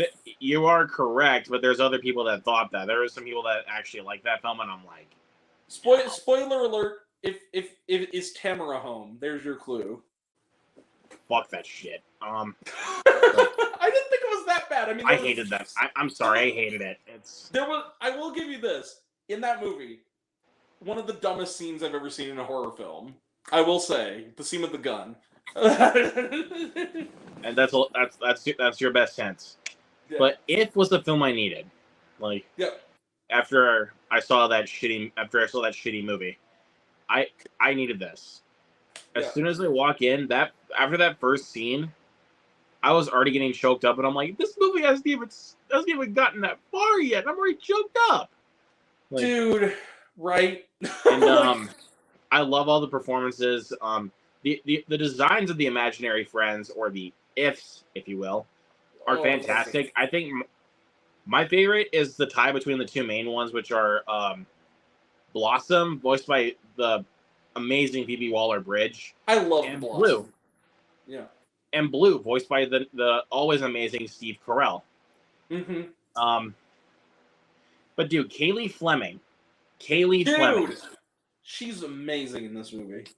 Yes, she is incredible in this film. I mean, Ryan Reynolds is Ryan Reynolds. I mean, he's always got the charm. I mean, always gotta support my boy Ryan Reynolds. But dude, John Krasinski. He's not in the movie though, as much as you would think, really. Which is I know, but also John Krasinski, dude. Dude, that dude. I even like when I saw his performance in this movie, I was like, I remember my dad being just like that when I was a kid. Dude, I remember that. If you look up charisma in the dictionary, it's a picture of John Krasinski's smile. Oh my god, that dude is charming. Yes, and that scene towards the end when Kaylee Fleming is talking to John Krasinski. I know. Towards the end of this film, I choked up. It's too soon. No, that was the moment where I was still crying. The moment that broke me, I'm going to be real with you. The moment that broke me was, and maybe it's just because, again, certain people's behavior exacerbated this kind of need for this kind of comfort. But there's that moment with Bobby Moynihan when he's in the job interview and he's going into or not job interview, he's going in to give like a presentation, right? And to his office, and he's going into like the boardroom, and he's tensing up, he's sweating, he doesn't know, he has anxiety, and the Blue comes up behind him, and they do like the glowing thing, and he's like comes up behind him and he says, "You're okay. You're gonna be okay." And like there's no sound effects, there's no pop music. It's just this moment happens, and he smiles and takes a deep breath and walks in. And it's just there's something about that scene that just really it was hanging on there, and I was just like, it just I know, dude. Something. Dude, you're not gonna make me cry. Don't do that. That, and then also the scene with the grandma dancing with Blossom, Shadow dancing in the living room. I mean, just those. There were moments in this movie that felt like. I feel like the thing about If is, you judge a kids movie by its intentions, and whereas something like the Garfield movie, its intention is to sell products. If felt like John Krasinski wanted to tell a story. John Krasinski really cared about this story, and he wanted to make a movie for his daughters. And he wanted to tell a story like this, and you can feel that earnestness. It's not filled with hip references. Doesn't have product placement in it. It's a completely sweet. There's one fart joke, and admittedly, it's actually kind of funny. The thing is just, it's a fairy tale, but it's a good fairy tale. It almost reminds me of a really good live action adaptation of like a lost Hayao Miyazaki movie in its best moment. Yeah, for sure. I loved it. Last thing I want to say about this film is I'm not going to ask you again. Put some pants on. You're freaking everyone out. No. And yeah, the fart joke, I always say that like kids movies are allowed to have a fart joke if it's at least funny. And I'll give it to If. The fart joke was funny with the gummy bear. That was pretty funny. And I was like, oh, my eyeballs can taste it. It's like, I'm so sorry. It goes, you can't feel that? Yeah. Well, it's like Finding Nemo. The fart joke in Finding Nemo was funny, where they blow up and you just see like the two swans on the top of the water. You see Bubbles where his butt is, and he's just like, nice. And they just walk off. The kids. But yeah, number 19 is If for me. Take it away. Speaking of family movies, Luke. Unga, unga. Unga, unga. Sasquatch Sunset. Oh, God. Okay, so speaking of delightful family entertainment, I was in a theater by myself seeing this movie. Nobody showed up.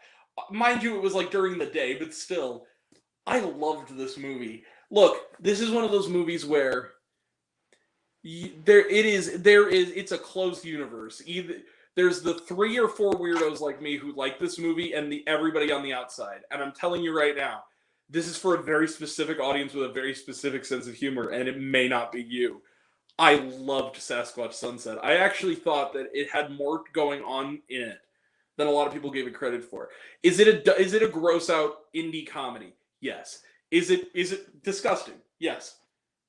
But it's surprisingly profound. Now, again, it's a movie, you kind of have to look at it carefully, but what the movie's really about is about the natural wonder of the world being usurped by man. And the ending of that, I think, kind of illustrates it perfectly. And I have to also give credit, considering that they are in heavy, heavy, unrecognizable makeup and are required to not only not speak any actual spoken real dialogue, but also piss, shit, and lactate milk and throw placentas all over the place.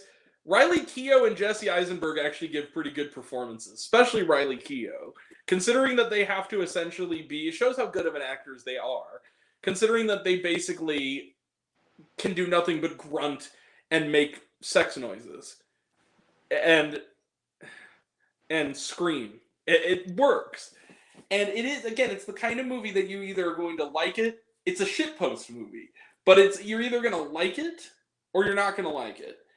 Very few people are going to like it. I and only a very small few are going to love it. I'm one of those small few. I loved this movie. I thought it was really wonderful. Number I 19, didn't care for Sasquatch it. Sunset. I know you didn't. I personally didn't care for it. I thought it was way too much for me. I don't blame you. It's not going to be everybody's cup of tea. So, but yeah, that's Sasquatch Sunset, my number 19. Way to go, Zellner Brothers. Fantastic. I mean, I can admire some stuff about the film for sure. Yeah. Just again, not for me. Can you at least give me this? The cinematography and the musical score are really Yes. great. Okay. Yes. I'll give you At that. least you have to appreciate those parts, because those are underlined. Yes, I appreciate those parts. But again, not my kind of movie. Gotcha. All right. Number 18. Yes, number 18. I will say, despite how much I love this film, if I had a somewhat better theater experience, this would be higher. Okay, I've had I'm those. just going to say that. If I had a somewhat better theater experience, this would be higher, and I'll talk about that here in a little bit. Mm-hmm. My number 18 is going to be Kingdom of the Planet of the Apes. Okay.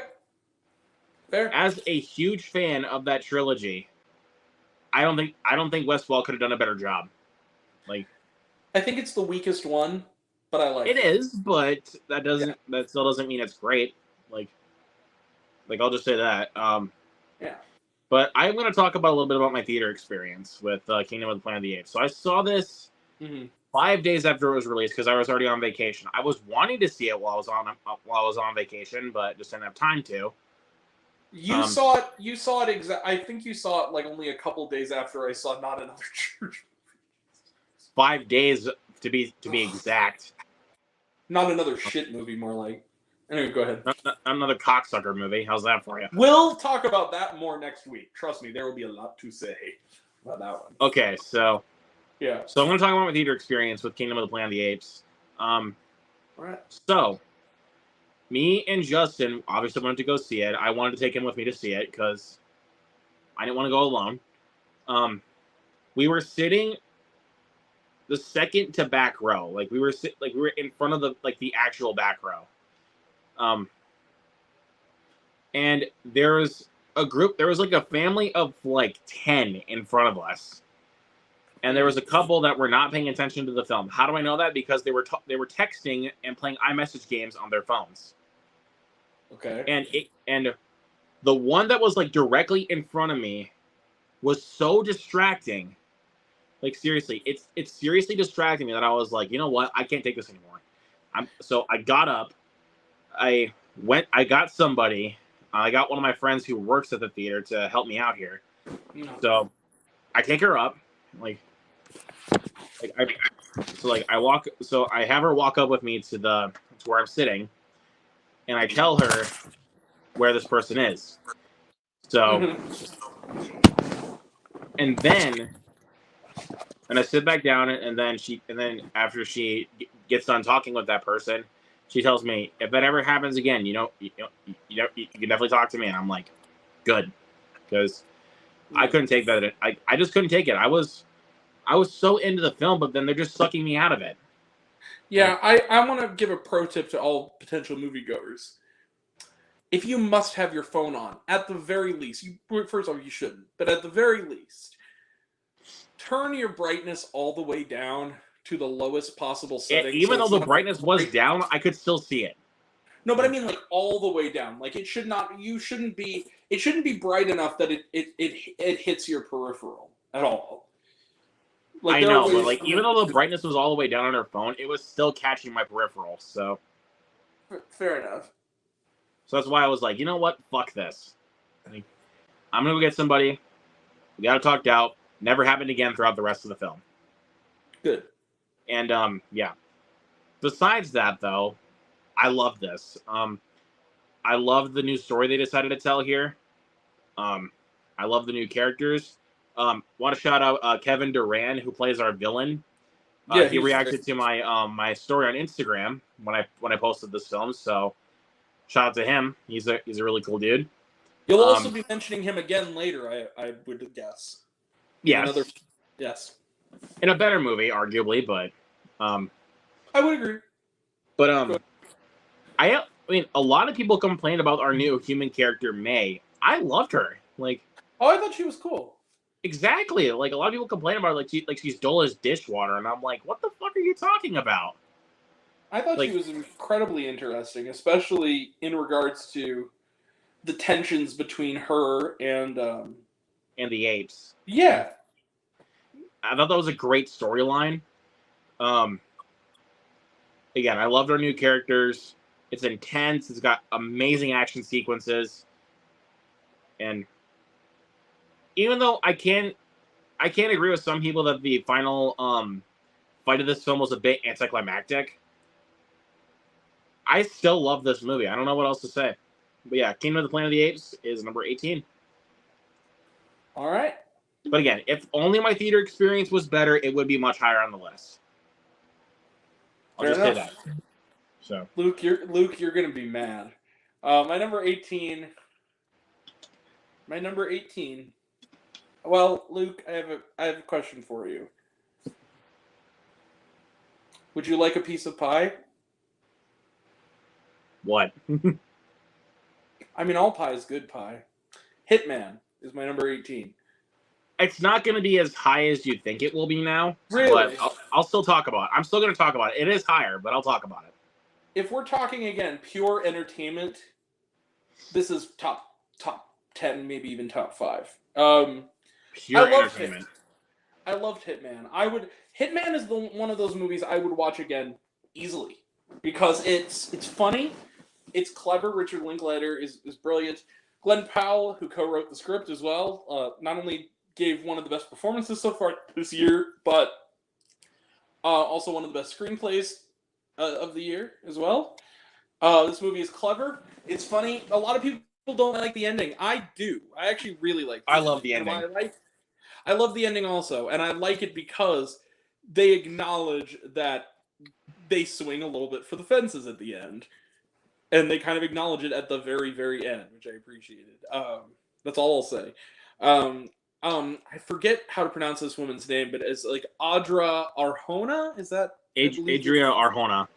Yeah, she was. This is like the best thing I've seen her in, like her performance wise. Like her sheer performance was great in this. Well, Father of the Bride, I liked her in that, but like she was really, really kind of sexy in this movie, and the two of them together, it kind of worked. It worked as a thriller. It worked as sort of a love story. It worked as a very dark comedy, an action movie in a way. It's not really an action movie, but you know, like it's. If you go and thinking it's adjacent. going to be an action movie, you will be severely disappointed. Yeah, the movie is. The key thing is notice how there's a space between hit and man. That's your clue. Right. That this is not going to be the movie you think it's going to be. But it's better. I love this movie, and Glenn Powell just like. Can this guy do?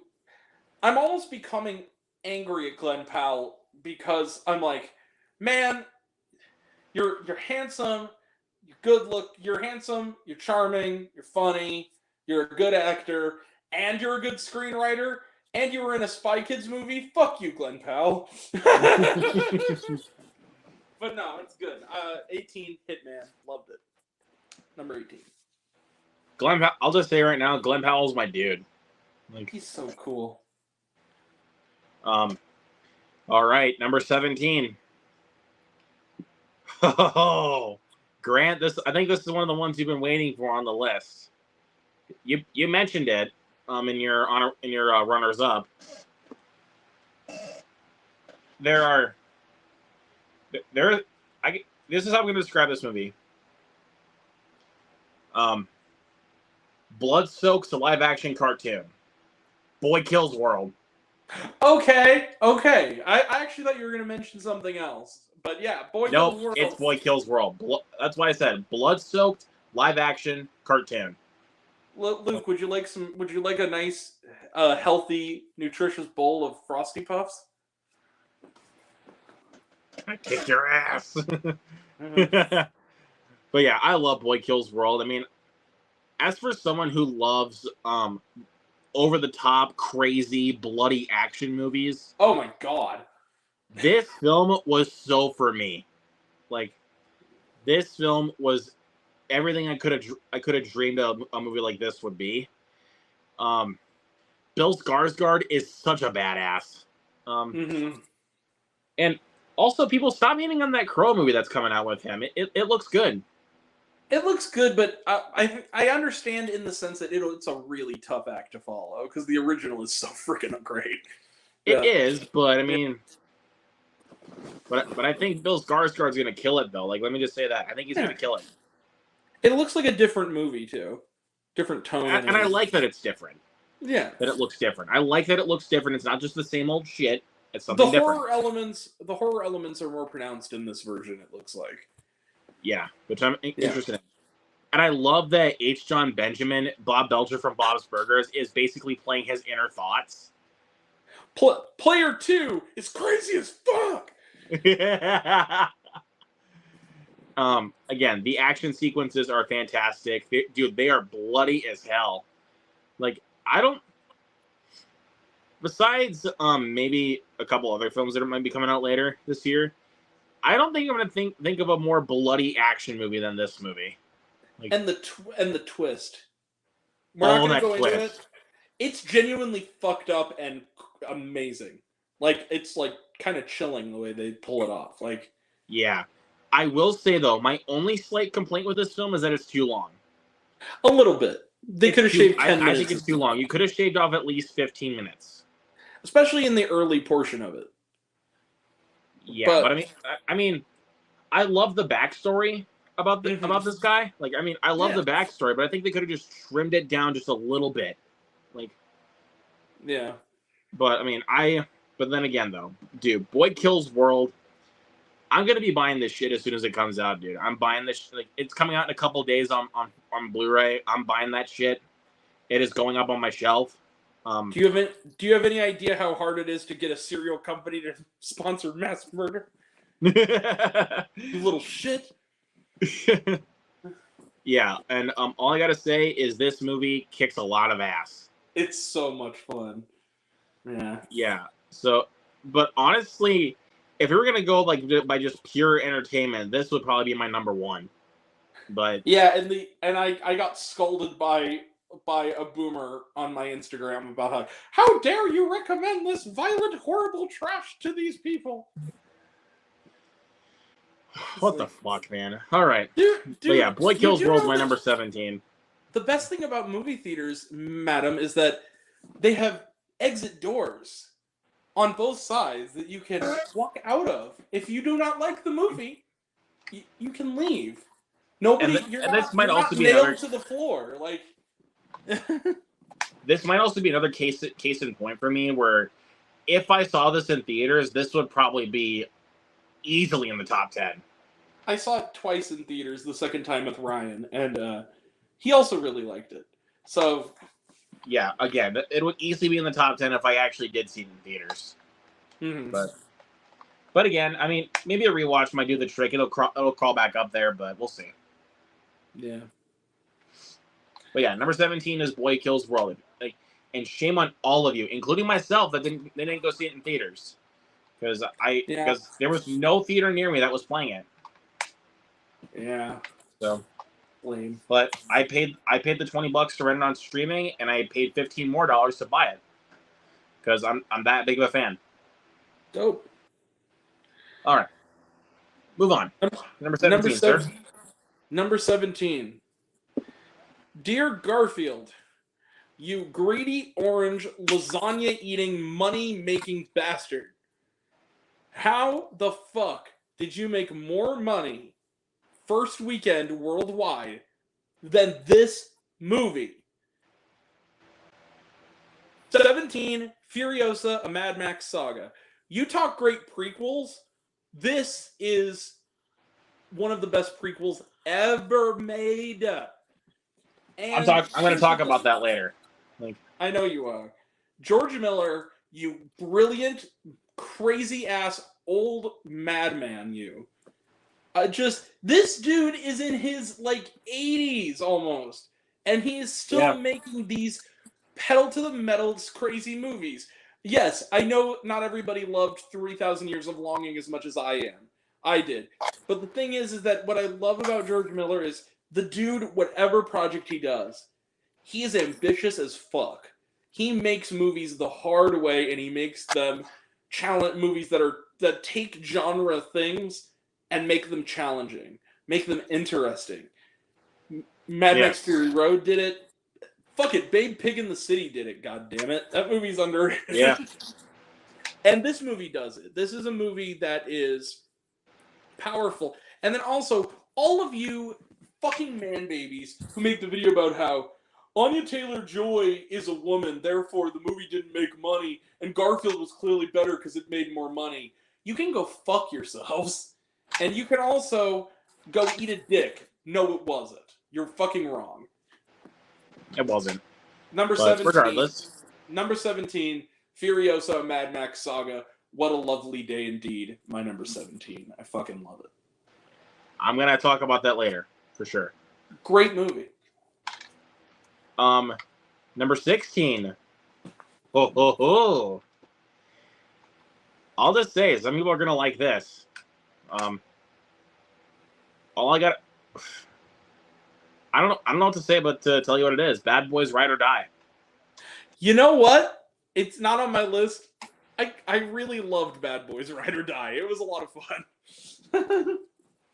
As a huge fan of the franchise, like I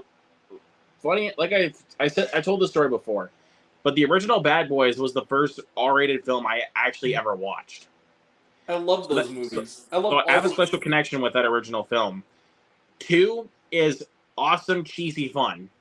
Dude, a lot of people, even the people who like the other 3, really hated 2. I fucking love 2. Yes, it's stupid. 2 is just cheesy fun. But it's so much fun. It just has no pretensions at all. It's just it's just dumb fun. And then 3 was the best. And then and then they announced the 4th one. I was like, you're not going to top 3.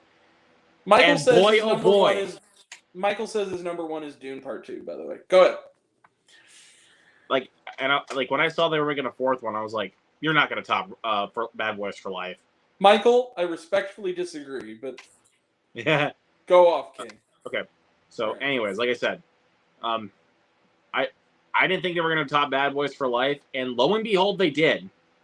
I think this is the best one so far.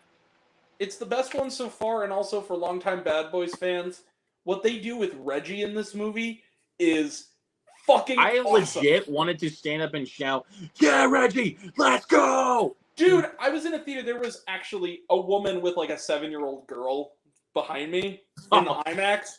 I said out loud, I didn't even care, and they didn't care. They actually like laughed.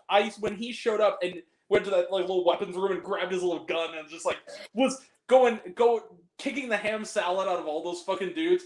I literally shout out, "Fuck yeah, Reggie, let's fucking go!"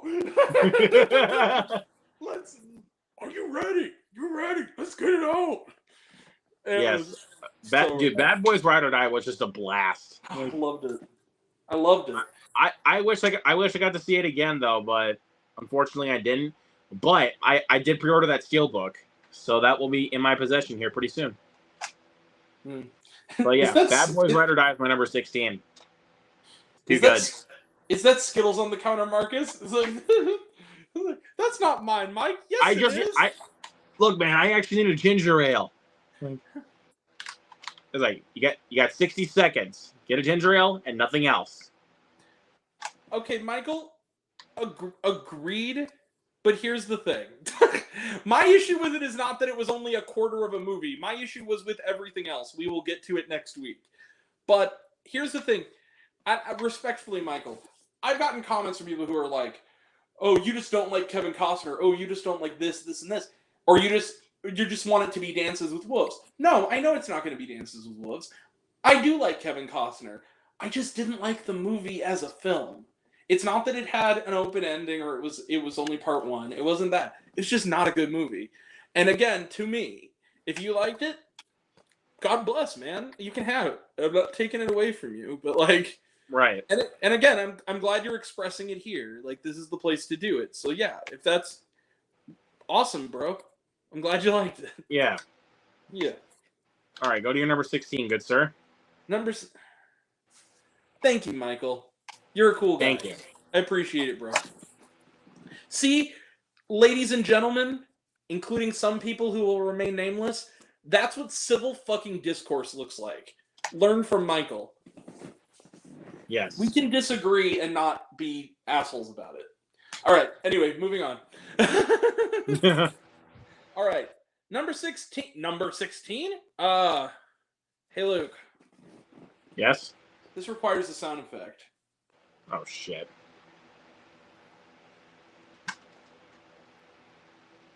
I think it's still stored up here. Hold on. No, Again, it's not. I didn't look, but I think I might know what it is. I think you'll know what it is. We are far past 15 seconds. But here's the deal. I gotta do the thing. Hold on. Fuck yeah, motherfuckers! Hold up. You ready? All right. Right. Come on!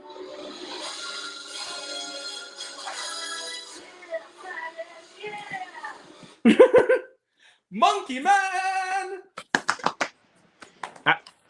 Dude, All like, right. all right. Actually, I'm gonna Number 16. really quick. I'm gonna do it again. Ready?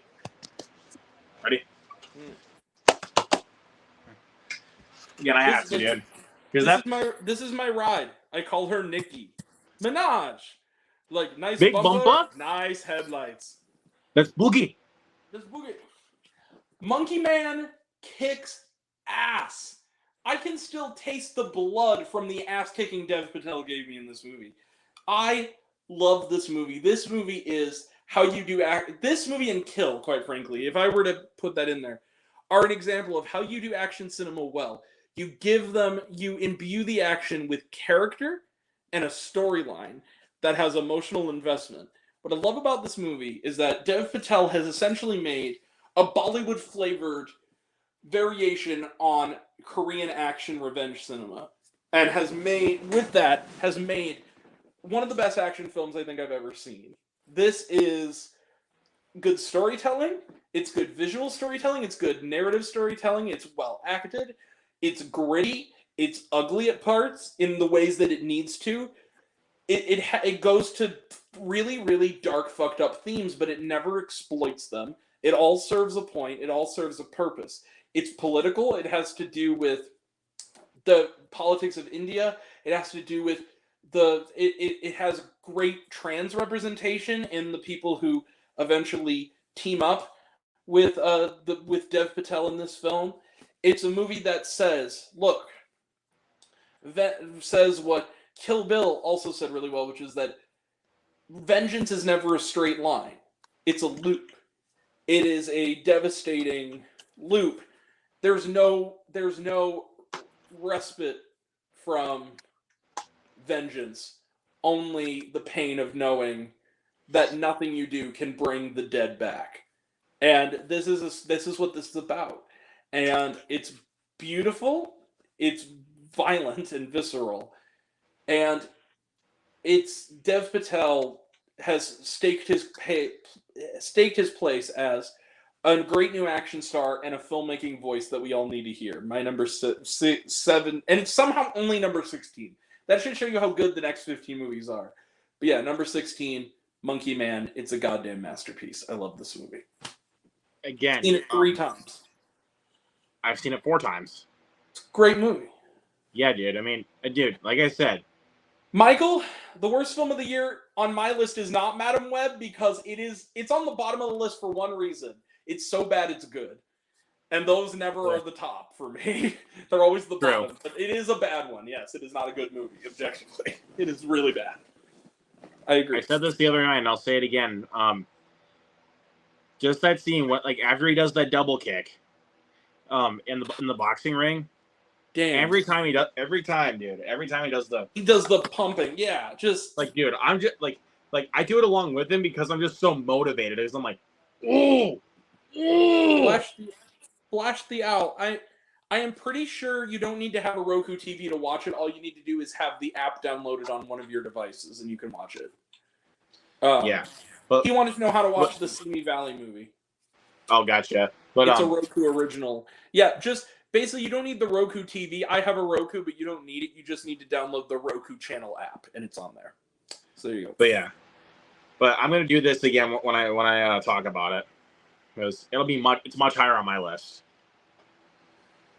Yeah, I'm pretty sure it's available most places, bud. If you can't find it, I don't know.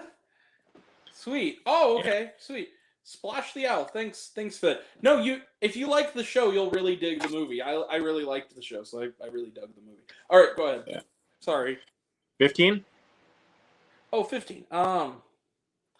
15. Wait a second. No, it's your 15. I know. That's what I was saying. Oh, okay. Okay, go ahead. You're 15, my good sir. Hey, Grant. Ooh, brain. Work brain. You decided you work for the law or for justice. On the Jason Statham. It's the Beekeeper. I'm the motherfucking beekeeper. I keep fucking bees. I'm Jason. I told you I keep bees. To be or not to be? That's the question.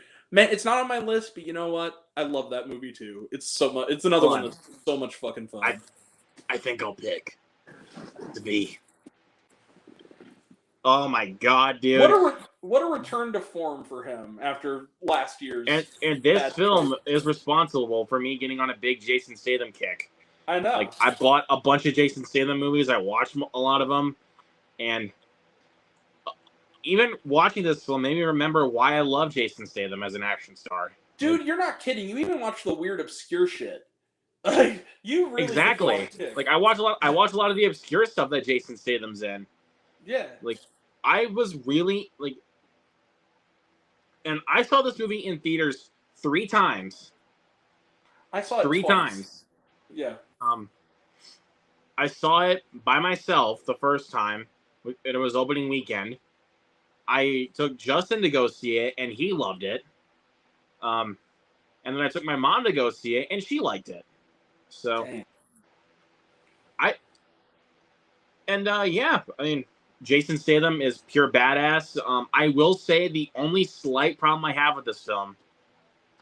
I would kind of agree, at least at that time of the year, maybe that weekend. That was honestly, in regards to new films, like to 2024 releases, that was actually the only good movie that I was able to see in January.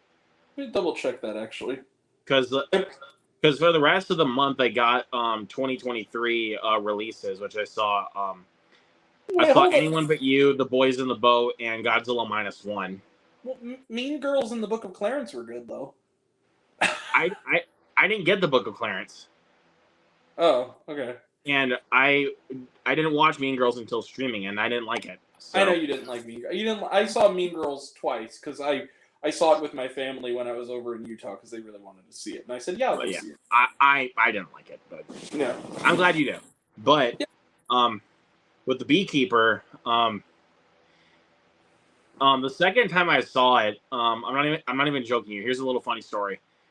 The second time I saw it, when Mr. Garnett gets freaking yeeted by Jason Statham's truck off the fucking bridge, dude, Justin and I fucking lost it. Like, we really lost it, and then after the movie was over, I was holding the door for people because I'm a nice guy. And then I saw one of my friends from high school, and I told her, "Hey, if you heard someone laughing at the truck scene, that was me." And she was like, "Oh, that was you." Like, because dude, I lost it, dude. It was too funny. The only thing that would have made it funnier is if he goes, "I need something to drink," and then it has an empty bottle. Then he goes, "This bitch empty, yeet," and then just drums him off the bridge. Actually, what would have been even funnier is if his head hit the back of the if his head hit the back of the truck. That would have been hilarious. Like, because that would have been like an easy neck snap. I mean, the film. I mean, it's fucking hilarious, dude. Like the Beekeeper's hilarious. What I admired most about it is that if you really break the plot down, it is ridiculous. But the thing is, the movie kind of knows it's ridiculous and has a sense of humor. It doesn't take Exactly, itself that that's- seriously. And also, got to talk about like I'm not gonna go throughout the rest of this without talking about Josh Hutcherson and the Beekeeper. Dude, that dude. What a pissant, dude. What a pissant, but also, like, not only is this play a character who very likely had just, when for his first appearance on screen, the character probably snorted a whole line of cocaine. Probably off of a hooker. Yeah. Josh Hutcherson acts like he just did a line in the bathroom off of maybe a hooker before he came on screen. The dude played that so well that it was like. So you're telling me that this asshole just broke right through and for the entire place to the ground and dropped 4 fucking bodies? Yeah, it's not exactly disgruntled customer, is it? He's the worst case scenario of bro culture.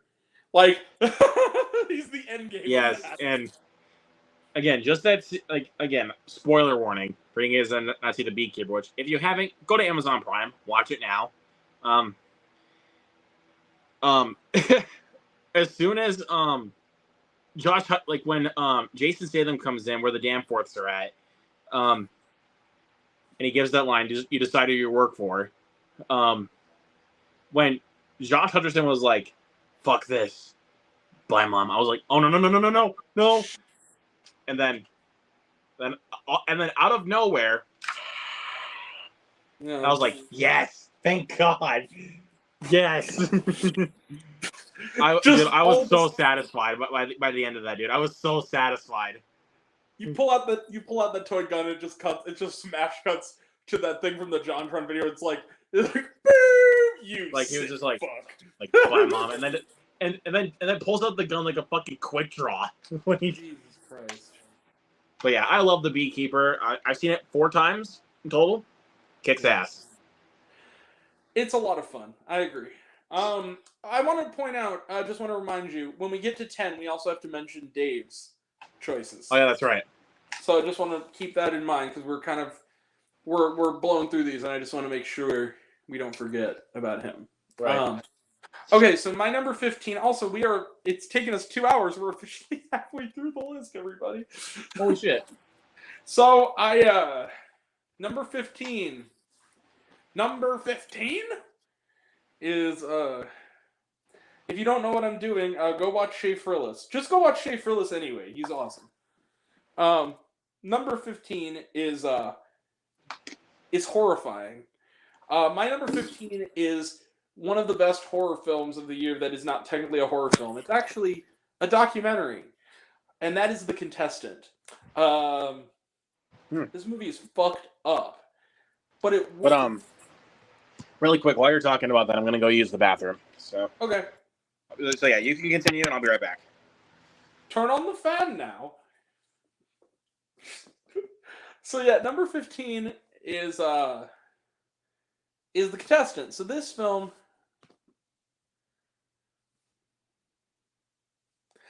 Michael, my friend, welcome back. Welcome back. Yeah, I didn't like it either, bro. Be real about it. Didn't hate it, but I watched the whole thing, but I didn't like it. So yeah, number 15, The Contestant. So this film is, for those who don't know, this is a film about the first reality star in Japan. This guy who wanted to be a comedian and basically was psychologically tortured, put in this room with nothing but a rack of magazines, where he was supposed to, I think by the end of it, it was something like 15 months, where he had to survive off of whatever items he could get through sweepstakes. And so this is about the show itself in the first half, and then the aftermath, both for the producer and for this gentleman. This film is on Hulu. It's streaming on there. It's fantastic. It is a documentary, and it is really disturbing. It shows the extent of what people will do to another human being that doesn't involve necessarily physical violence, but involves psychological violence. The way that this guy, who is a lovable guy, like he's a guy you really do root for, is taken a ride for. And there's a criticism this movie's had, which is that the film is voyeuristic. And I just want to be clear about this. It is. That's the point. This is a film that holds a mirror up to us as the viewer watching in the first half, and you get hooked inherently on the show itself segment, which is the first half of the film, so that when the grand finale happens, the rug is pulled out from under you and a mirror is held up to you to see just how disturbing this really was. This is a powerful film. It's not an easy watch, but it is truly unforgettable. Number 15, The Contestant. It's true. Wow, right on time. So yeah, number 15 was The Contestant. So Luke's number 15 is Unfrosted. This is a a delightful feel-good movie about. I'm just kidding. That's my number one. No, I'm just kidding. No, it's not.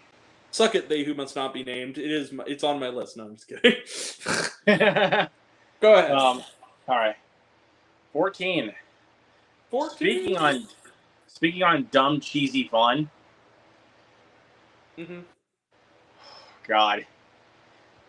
I don't know what else to say, man. It's too good. No, I just broke his arm. Roadhouse. Another movie where like it's not on my list, but man, that was fun. That was so fun. I agree. It was a lot of fun. I love Roadhouse. Real pleasant surprise too. I actually think this is better than the original, in my opinion. Me I think too. it's better. I agree. Because if people are going to ask, well, why is it better than the original? I'll give you one good reason. There's actually a story. Mm-hmm. There's conflict with Jake Gyllenhaal's character. He's a retired UFC fighter who basically is offered this job to work at a roadhouse, and then crazy shit starts to ensue, and then you get freaking Conor McGregor coming in as our gloriously over-the-top villain. Who is actually good in this, you bastards? He's not bad in this at all. He's actually really good as a villain in this. I like Conor McGregor. Dude, he is a gloriously over-the-top villain. Like, he's so good. I said it in my review, and I'll say it again. First and foremost, one of the things I liked about the Roadhouse remake was the fact that it's an adaptation of Roadhouse that knows Roadhouse as a concept is silly. And it's self-aware and it's funny. It's kind of in the same way that Axel F is. And then the other thing is, I am sorry. When you see a movie where the villain, unironically, with no pretense, grabs a golf club before he goes to wreck some dude's bar, some woman's bar, and then says, well, mates, it's been a while since I went clubbing, and you take it seriously, you're fucking doing it wrong. This isn't meant to be funny. Like, it's meant to be an over-the-top, silly, dumb, live-action cartoon, basically. It's stupid, yes, but that's the whole point. It's a lot of fun. I mean, Jake Gyllenhaal, what can I say about the man? He's a legend. Daniela Melchior, a.k.a. the goddess Daniela Melchior. And I actually like the romance in this film that he builds with Daniela Melchior. It's actually a warranted romance. I agree. And like I said, Conor McGregor, my dude. Is it Lucas Gage? Is that his name? The dude who becomes like his like right hand dude at the bar, the blonde dude. He was good. Yeah, I think it is. And then Jessica, what's her name? Who plays the owner of the bar? Jessica Williams. She was really good. And dude, the fight scenes are fucking awesome. Like, oh my, yeah, they are. Especially the final fight scene between Jake Gyllenhaal and Conor McGregor. Also, speaking of great movie villains and really reliably good character actors, what's his name? Fuck. Dude from Game Night, what's his name? What's that dude's name? Billy Magnuson. He was really good in this as like the main villain of it. So fun. And he kind of had this in the same way that Josh Hutcherson was, in that if his character didn't snort cocaine off of a hooker, the actor probably did. So yeah. 14 is Roadhouse. It's too fun. And also Amazon Prime, give us a Blu-ray for it, please. Also, dear Amazon Prime, give us a theatrical re-release, please. Please and thank you. Same with Axel F. Netflix. Come on, fuck off. Anyway, all right, continue. Number 14, was a movie that I almost died getting there, and it was still somehow worth it. This movie, I went to my local University Film Society during a tornado warning. It luckily just passed us on the road to get there, but it was worth it. And the poster is hanging on my wall as we speak, because I got a poster at the screening, and that is The People's Joker. Yeah, I love this movie. This movie is Vera Drew's film. It is a fair use parody film of Batman, made by a trans filmmaker about a trans that's a trans coming of age story using the Batman IP, but it's doing it in a way where it mixes styles. So it's live action, and there are artificial, intentionally low budget looking elements. There's even a bit of the movie that's done in Minecraft. I'm not kidding you.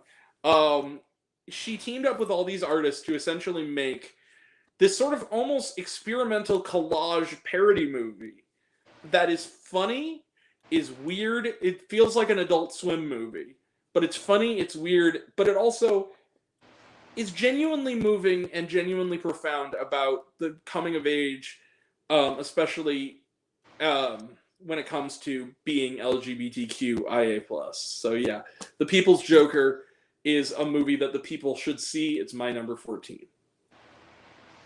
There you go. All right. All right. Oh God. For number 13. I can already sense the torches being lit. I can already sense it. Dune Part 2. Get the fuck off of my stream. Right now, Ponto. 13? What? Now, hold up. Let me explain myself. Comrades, come rally. Now, hold up. Yeah. Let me just make this crystal clear. It's a great film. I don't think it's a great film for sure. It's a beautifully shot film. The action is phenomenal. The performances are great. The editing is fantastic. Agreed. But my only slight problem, as I've come to think about the film, I don't think it needed to be 2 hours and 46 minutes. I think that was a bit too much. I disagree. And that's because, and I'll explain why, because I'm going to table a lot of my thoughts because we'll be talking about this later, much later. But I will say this. Since the first one came out, I've actually read Dune, the book. I actually thought it could have been a little bit longer. Part 2 could have. Because I think that it is such a dense text that it does require it to be longer than the first one. I really believe that. That second half of that book is more substantial. I know, but then again, that's just me personally speaking, because I was just so on the hype train that everybody else was when I first saw it. But then as I come to think about it, I'm like, yeah, I don't know. I don't think I'm vibing with the runtime. But it's paced well. Considering how long it is, it doesn't feel as long as it is. Right, but then again, I still don't vibe with the runtime. Fair enough. Yeah. So before any of you decide to murder me for it, just I made my points. I made it clear. That's why I have Dune Part 2 at number 13. Oh my! Real quick, I didn't notice this before, but if you don't know, Nostalgia Critic recently reviewed. His name is Ezekiel Sims, the movie sponsored by Pepsi. And if you look at his thumbnail, it says Pepsi Cola presents Madam Web. It's so awesome. True, though. It's true. So yeah, okay, good pick. Number 13. Hey Luke. Aha! Oh! Hundreds of Beavers is my number 13. I have seen this movie 4 times now. I bought it, I watched it, I loved it. Then a couple weeks later, me and my buddy Alec were going to see the re-release of Alien on the big screen.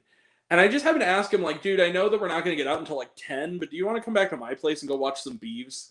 And he's just like, yeah, let's go watch some beavs. So he stayed at my house until like 1 a.m, and we watched Hundreds of Beavers in my living room.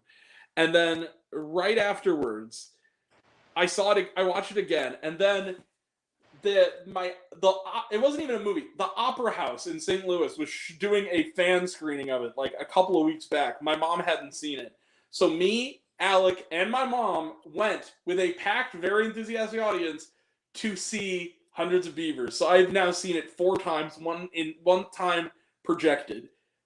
And I will tell you this.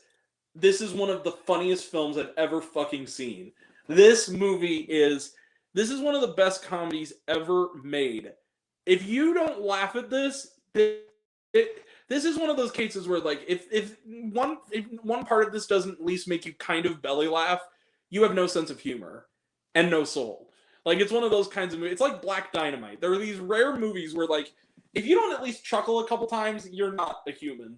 Like, I'm actually convinced that you're not a person that has a functioning soul. This movie is hilarious. Chuck Jones and Mel Blanc would love this movie. They smiled when they saw this. It is one of the most creative movies ever made. This movie has a $100,000 budget, and it has set pieces that the cleverness of their construction would put movies with $100 million to shame. Bless you, Mike Cheslick. Bless you, Ryland Twos. Bless you, Hundreds of Beavers. It's fantastic. It's my number 13. Love this movie. Yeah, I'll watch it soon. But you got to see it, dude. You got to. They're trying to, but I'm gonna watch it. Here's the other thing. I want to be on video chat when you do, because I want to see how you react to parts when they happen. All right. Like, I'll watch it with you. All right. 12 for me. 12. I'm going to steal a little quote from you, Grant, if you don't mind. Yes. All hail the Holy Sweeney. Immaculate. Fuck yeah. This, I'm never going to forget the first time I watched this movie, dude. Again, I'm never going to forget the first time I watched this. Dude. This movie creeped me the fuck out. Like, yeah. I'm not even kidding you. This movie creeped me the fuck out. Like, and it was creepy on a psychological level. Like, it wasn't so much in a supernatural sense. It was more of like, people like this exist, and they want to do this to people like this, and it's really fucked up and uncomfortable. And the ending. Ugh, it's amazing. That ending. It pissed people off. As soon as it cuts to black, she has the rock, and then basically hits it over the camera. Like, it cuts to black, and I'm like, no way.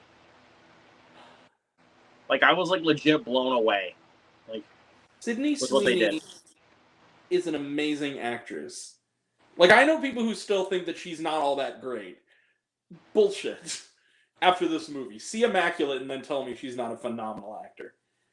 Holy shit. Yes, it's gory and oh god. Speaking of movies where I almost puked, I'm not joking you. This movie almost made me puke.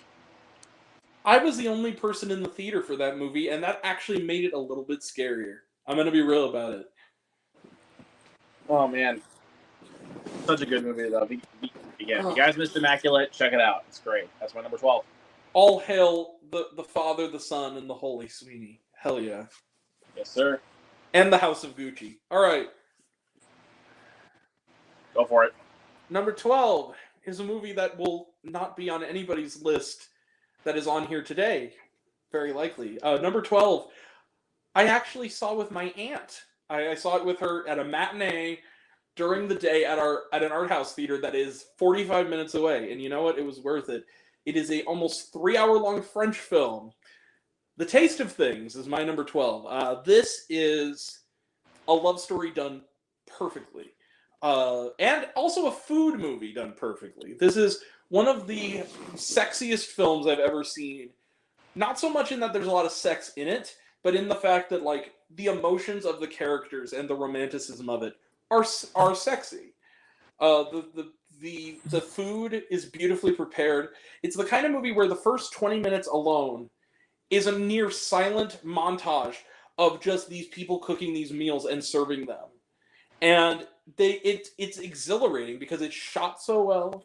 You feel it. Juliette Binoche, the great Juliette Binoche, and Benoit Magimel are terrific in this film.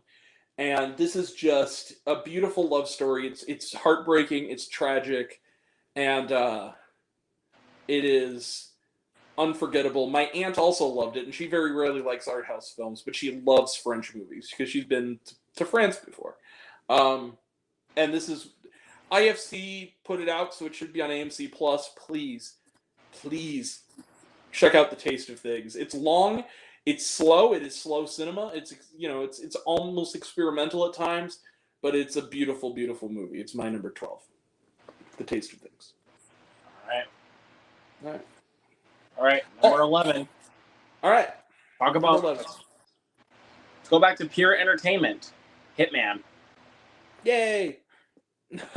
It's. I don't know what else to say besides.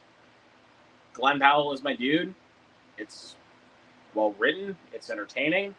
It's funny. It's got romance. I don't know what else to say. It's awesome. All That's my right. number 11. I feel like the reason you're not saying much is that I kind of covered what your thoughts when I talked about it a little bit. Yeah, you did kind of cover basically all my thoughts. All right, number 11. Yep, that's it. Number 11 for me is a movie for everyone.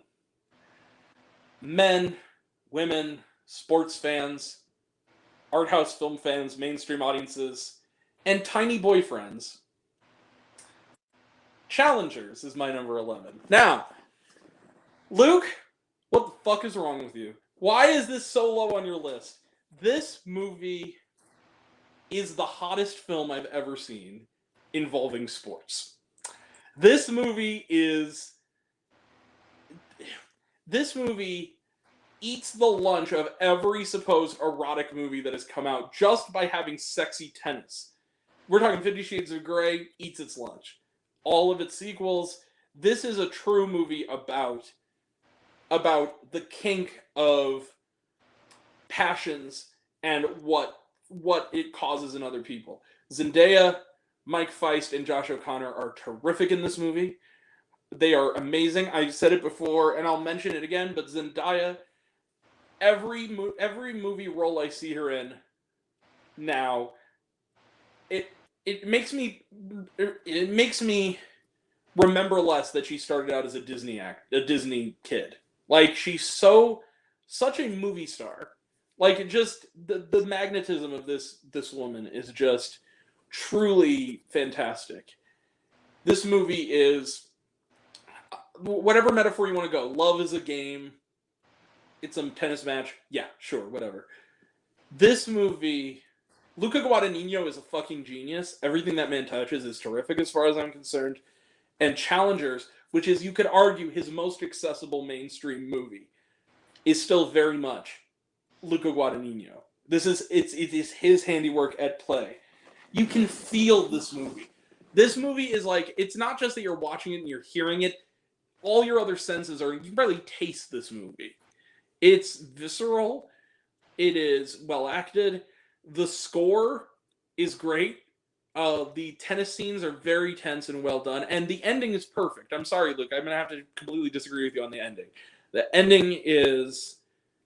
It couldn't have ended a better way to me than that. I really believe that was a perfect ending. So yeah, number 11, Challengers. Fantastic movie. Number 11. All right, top 10. All right, now let's start with Dave, since he's been All right. left out of this up until now. So we're gonna now do Dave, Luke, me. All right. Okay, so Dave's number 10, and he breached etiquette a little bit, but you know what? I'm gonna give him a pass because this is his first time on the channel, and so I want to give him, so Dave's number 10 is Maxine. This is number 10. There you go. All right. All right. Number 10, my good sir. He I'm didn't gonna put stick any in the horror indication. category for this one. Okie dokie. Now, Grant, all I'm asking for you out of this one, please don't kill me. Okay, we'll see. It's Late Night with the Devil. Permanently fucking banned. Get off of my fucking stream, Ponto. You are the weakest link. Goodbye. No, it's fine. Okay, go ahead. Go off, King. Look, I the disagree. only reason why I moved it down is because, look, there are just a couple things about like the AI images are definitely kind of the lingering part of my issue, because, I mean, look, it may have been due to budget cuts or something like that, but at the same time, Wait a second. Hold on. You're putting it at number 10 because of the AI thing? Jesus Christ! It was a low budget. It's just a small, like, Grant. It's only a small issue. Like, it's only just a nitpick. I promise. It's just a nitpick. They used AI as a tool. It wasn't like AI wrote the movie. People need to like get off. It was that just movie. the images, and I'm like, Yeah. could have been done better, but Yeah. I don't know.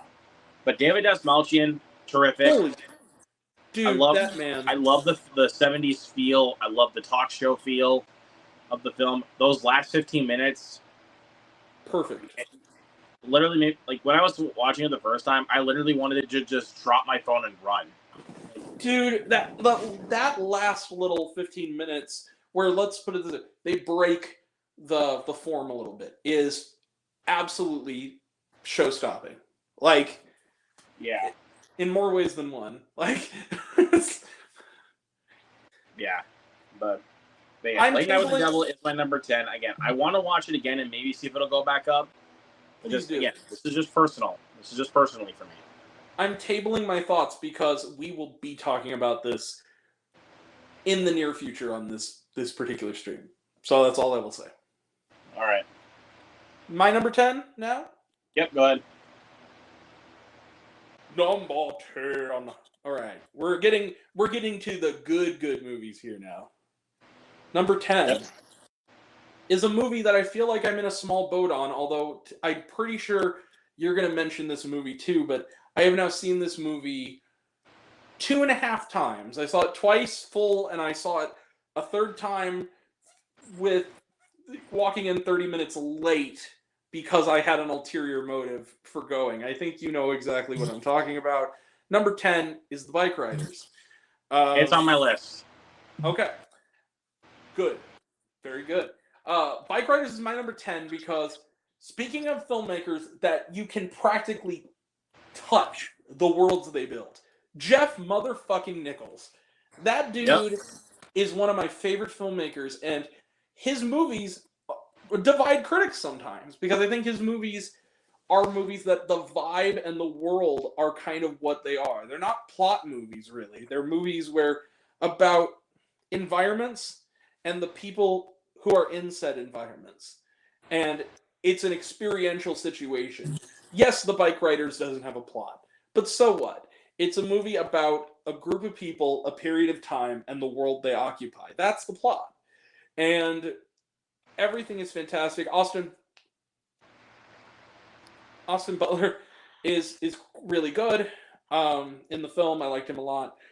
Tom Hardy, really terrific, basically playing Marlon Brando in this. But to me, the movie lives in the lifeblood, the blood in the veins of this movie is Jodie Comer. And her performance is one of the best I've seen all year. And people have criticized her performance, but the thing is that, like, I loved this movie so much. And I could give a shit about motorcycles. I'm not a motorhead or anything. But I love this movie so much that I literally listened to the recordings that Danny Way played again by Mike Feist. There he is again. Right on top of each other, too. That was unexpected.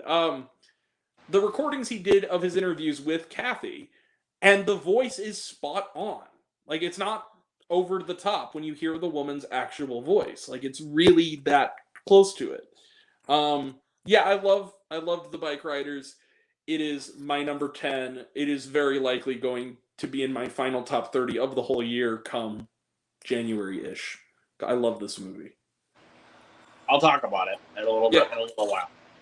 Okay. Okay, here we are. Dave's number 9. You gotta do All right, Dave's. Dave's number 9 is Thelma. Awesome, Dave. All right. Awesome. Super duper. All right, you're number 9. The first film of the year that I genuinely adored, Lisa Frankenstein. Yay! There it is. Catherine Newton is amazing. What else do I need to say?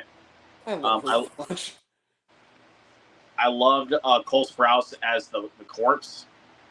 Yeah, Great performance. fantastic. The kills for a PG-13 movie are actually pretty fucking brutal. Dude, it's like one of the gorier PG-13 movies I've seen since like Pride and Prejudice and Zombies, dude. Like, holy shit. But they really went for it with this one, dude. They really went for it. And yeah, this is directed by Robin Williams' daughter, Zelda Williams. And amazingly, I might add. yeah, this is a great first time directing for Zelda. Diablo Cody's dialogue, it's spot on. The feel of the 1980s, it kind of gives you that spooky vibe, like kind of like a lost early Tim Burton movie. It's like Tim Burton's. I feel like it's kind of like Tim Burton's iteration of Hellraiser. In some way. There's a lot of Edward Scissorhands too in the way that it's done. Like it's like you mix Edward Scissorhands with Hellraiser, basically. Kind of, yeah. To get this movie. And a little bit of like stuff like Death Becomes Her, My Boyfriend's Back, like stuff like that kind of horror comedy thing. Yeah. Yeah, and yeah, I don't know what else to say about this film. I've said my piece on this film multiple times. I've seen it twice, and I loved it even a little bit more the second time. I have seen it also twice, and I agree. I will say this, just because it wasn't on my final list, but I do love this movie. I will say this.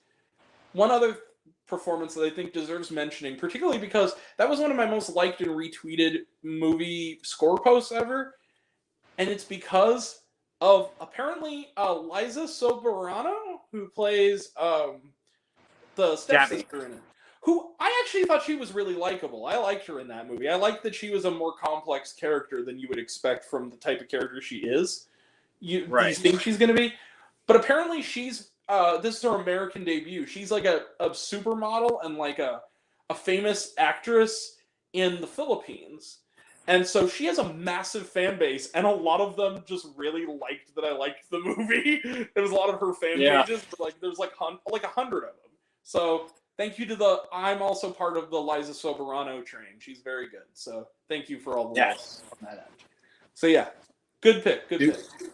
It's too good. Yeah. So, all right, continue on, sir. Number 9.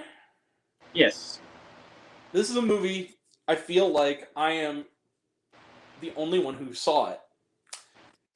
Gasoline Rainbow is my number 9. This is a movie film. It also had a limited theatrical release. And it rides that line between being a legit coming-of-age narrative movie and a documentary. It's experimental. It's all shot on what looks to be kind of low-grade camcorders. It almost reminded me a little bit of like early Harmony Korine. Think like Julian Donkey Boy or something like that. Or even Spring Breakers a little bit. The whole plot of the movie is these kids who basically play fictional versions of themselves. They're non-actors. And they're going cross-country. They're about to graduate high school, and they want to get to a music festival. And so they all have... The adults back home are kind of like... don't seem to pay much attention to them. So what they decide to do is they steal a van, and they go cross-country to this music festival, and kind of leave their lives in the rear view. And along the way, at these various stops, they run into these other actors who are non-actors, who are sort of other vagabond kind of types and nomadic types, and learn all these lessons from these people they meet along the way. And it's impossible to tell what parts of it are scripted and what parts of it really are kind of like a documentary, where these kids are it's improv. Because everything feels just right. It doesn't feel like anything is unnatural in it. It doesn't feel like a movie. It feels like you're a fly on the wall on these kids' adventure. And it's beautiful, and it's profound, and and it has a perfect ending. I loved Gasoline Rainbow. It's one of the best films of the decade so far, and it's my number 9. All right, number 8. A buried gem. Go check it out. So Dave's number 8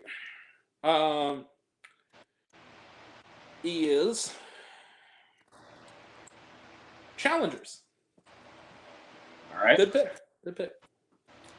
My number 8. Talk about relatability once again. Inside Out 2. We will be bringing that up very soon. Again. Yeah. But I mean, as a person that has anxiety, and I'm glad they brought that emotion into this film. Oh yeah. I absolutely related to this. Like, and we're talking about her, Maya Hawke. Perfect. Was perfect casting and was perfect as anxiety. And another one I don't want to talk about is Envy, voiced by the lovely Iowa Debris, who's amazing in everything. Dude, when she did the look at your hair, I was like,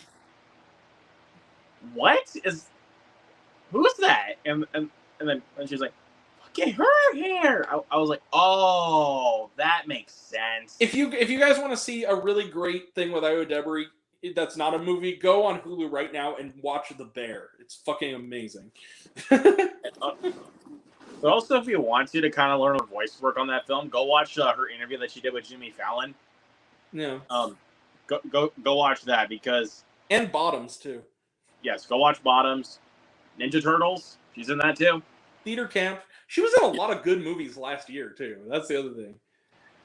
Speaking of the guy who brought up Simi Valley, you know who else is in Theater Camp? Who's also the director and star of the Simi Valley movie? Jimmy Tatro, also funny guy. Let's see. And also we got Paul Walter Hauser as Embarrassment. Which, that was good casting. That was really good casting. Okay, who's this guy? Like, I was. It's funny you mentioned, because I'm going to mention more of my particular emotions when we get to Inside Out 2, because I'm going to talk about it again, but I just want to make a little side thing. So, anybody who knows this knows that outside of these movies, Lewis Black is most well known for being an occasional correspondent on The Daily Show. And so there was an episode where they brought him in to do like a rant, because that's his thing. He's the angry correspondent. And so he came on there, and it was only like a couple weeks back, and he was talking about, I guess, like the Trump administration and their like tactics for the election. And then it gets to the end, and he's just like, you know, they're talking about kids or whatever, and he's like, so go on there, young people, go on there and make a difference. He goes, as long, like, be the future leaders of America. As long as you don't steal away any of the box office from it in 2030 from Inside Out 3. I love all of you, but Daddy needs his paycheck. And I just lost crying laughing. I barely touched it. Those morons broke the console. No. Wow, those guys are jerks. The sarcasm. Inside Out 2 is my number 8. We will be bringing that up very soon. So my number 8, Luke mentioned this a little bit earlier on his list. Turtles All the Way Down. This is a terrific movie, and again, I'm not going to name names. I needed this movie because of certain behavior within this community and without this community. That's all I will say. That made me really anxious, and this movie helped me. This movie was a very powerful film. It was funny, had a lot of heart. I also read the book when I was a lot younger, and the book is great too, and it's about as close to a perfect adaptation as you can get. Also, I want to point out Hannah Marks, the director, certified cool person. She liked and retweeted me, so thank you, Hannah Marks. I appreciate that. If you watch the movie, she's also in it. She plays the Applebee's waitress. Yeah. Yes, very funny. She's also my age, which makes me super fucking jealous, because she made a pretty damn good movie. So yeah. Luke said his piece. I said mine. My number 8, Turtles All the Way Down. Fuck you, Zaslav, for putting this on Max with like no fanfare. Watch it before he deletes it. Yeah. But Oh, also Isabella Merced if she got an Oscar nomination for this, I wouldn't bat an eye. It's never going to happen, but she really is that good at it. All right, let's go to number 7. Number 7. Okay, so Dave's number 7 is If. Good pick. Good pick. Yeah. My number 7, what I like to consider the scariest non-horror film I have ever seen, that is Civil War. Hell yeah. This movie scared the ever-living shit out of me. Bro, right? Especially towards the... Dude. Again, I always bring this up. The Jesse Plemons scene.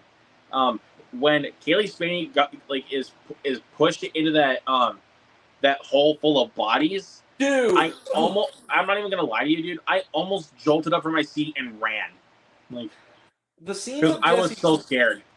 the scene with Jesse Plemons, I gotta be real, I almost had a severe anxiety attack during that entire scene. That was another one I almost had a breakdown. Like, it was so intense and disturbing. I mean, the whole movie's intense. But especially, I saw it in IMAX, which was kind of not...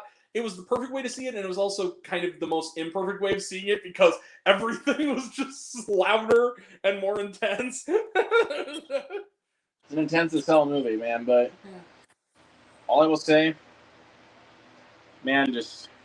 Oh my god, I don't know what else to say about Civil War. It's terrific. If I can take the baton, I will say this. Never, ever, I'm telling younger generations of America and our generation who is decent-hearted and not brainwashed, never, ever, ever let the future in this movie happen. Be better people and be civil people. Yes. So yeah, Civil War is my number 7. All right. Great pick. My number 7, I need to call out Dave for a second on this one because I mentioned, I'm surprised you left this off your list because he really liked it. And he said, it's a bit too weird to have on a list if you ask me. And I'm like, well, it's on mine. And he was like, oh, well, okay, cool. Number 7. Hey, Luke. Yeah. Something I need to tell you that I wish somebody told me, but sweet dreams are made of these. Who am I to disagree? I've traveled the world in the 7 seas. Everybody's looking for something. Some of them want to hurt you. Some of them want to be hurt by you. Some of them want to use you. Some of them want to be used by you. Some of them want to abuse you. Some of them want to be abused. Kinds of kindness. That's my number 7. This movie, my fellow, I saw this at the Draft House. This is Yorgos Lanthimos in pure Yorgos Lanthimos mode. This is the Lobster Yorgos Lanthimos. This is not the more mainstream stuff and very good stuff of poor things.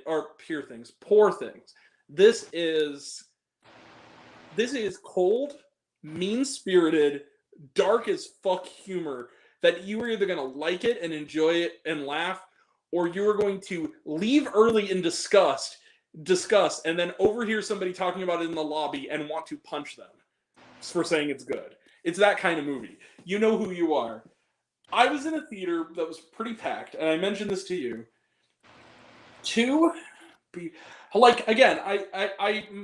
Someone I love very much asked me what it was about because they saw the trailer and they didn't know what it was about, and I said, imagine the Twilight Zone, the movie, for dog-kissing degenerates. And you basically have this movie. This is an anthology of 3 stories that are all about abuse, power, control, and absurd situations that seemingly have no reason, that are all tied to a background character who is just kind of there. And the whole cast, they play 3 different roles. Jesse Plemons, Oscar-worthy in this. It's actually his best performance I've seen from him. Emma Stone, say what you will about Emma Stone, she is committed to her performances. Holy shit, lady. You're phenomenal.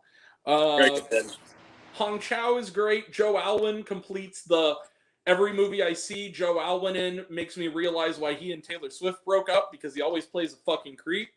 So that was nice. Yeah. Or a rapist in this case, which he also played in another movie I saw him in. And Hunter Schafer has a nice little cameo role, but it's just a powerful film that's also really funny, really thoughtful, and it leaves you for days later wondering what the fuck you just watched, but thinking about what the fuck you just watched. Also, I should point out, if you love dogs, there is one scene where you will wince. That is all I will say. There's something Emma Stone does to a dog that will not be, people will hate. People will hate it. There were 2 moments in this theater. It was mostly silent with me and a couple other people, including the dude next to me, were laughing. Most of the theater was not. There were 2 parts where the whole theater bellow laughed. First was a shot of dogs driving that is in one of the 3 end credit sequences of this movie. And the other one was shortly thereafter, about 15 minutes later in the movie, when we get to the 3rd segment, in which about 2 hours into the movie, in which the gentleman sitting next to me said out loud, and I quote, "Jesus Christ, what the fuck is wrong with Greek people? Holy fucking shit." And the theater lost it. It was like you could hear a pin drop, and then it was just an explosion. Like, I love this movie, and well said, sir. Number 7, Kinds of Kindness. Great film. All right, film number 6. Okay, so Dave's number 6. Yes. Is a movie I have not seen, actually. Nickelback, Hate to Love. It's a documentary. All right. Which I've heard about. I haven't seen it yet. All right, number 6 for me. Brandon already pointed this one out, so I'm not going to go too deep into detail with it. Furiosa. Hell yeah. Saw it twice. It's awesome. So Anya Taylor-Joy is great. Chris Hemsworth turned in my favorite performance of the year. Dude. As for Dementis. Like, Luke, I have one question for you. There's only one question. Do you have it in you to make it epic? hell yes. Oh God. Fucking Love this movie. The action's great. I mean, I don't know what else I want to say about Furiosa. It's too good. It is. I agree. And it's my number 6. Fantastic. My number 6 was just mentioned by Luke here. It was his number 8, and that is Inside Out 2. I love. How coincidental. I want to point this out. Inside Out 1. I originally put out my top 100 favorite films of all time. Inside Out 1 was on there. I thought there was no way you can even come close to that movie as in any kind of sequel.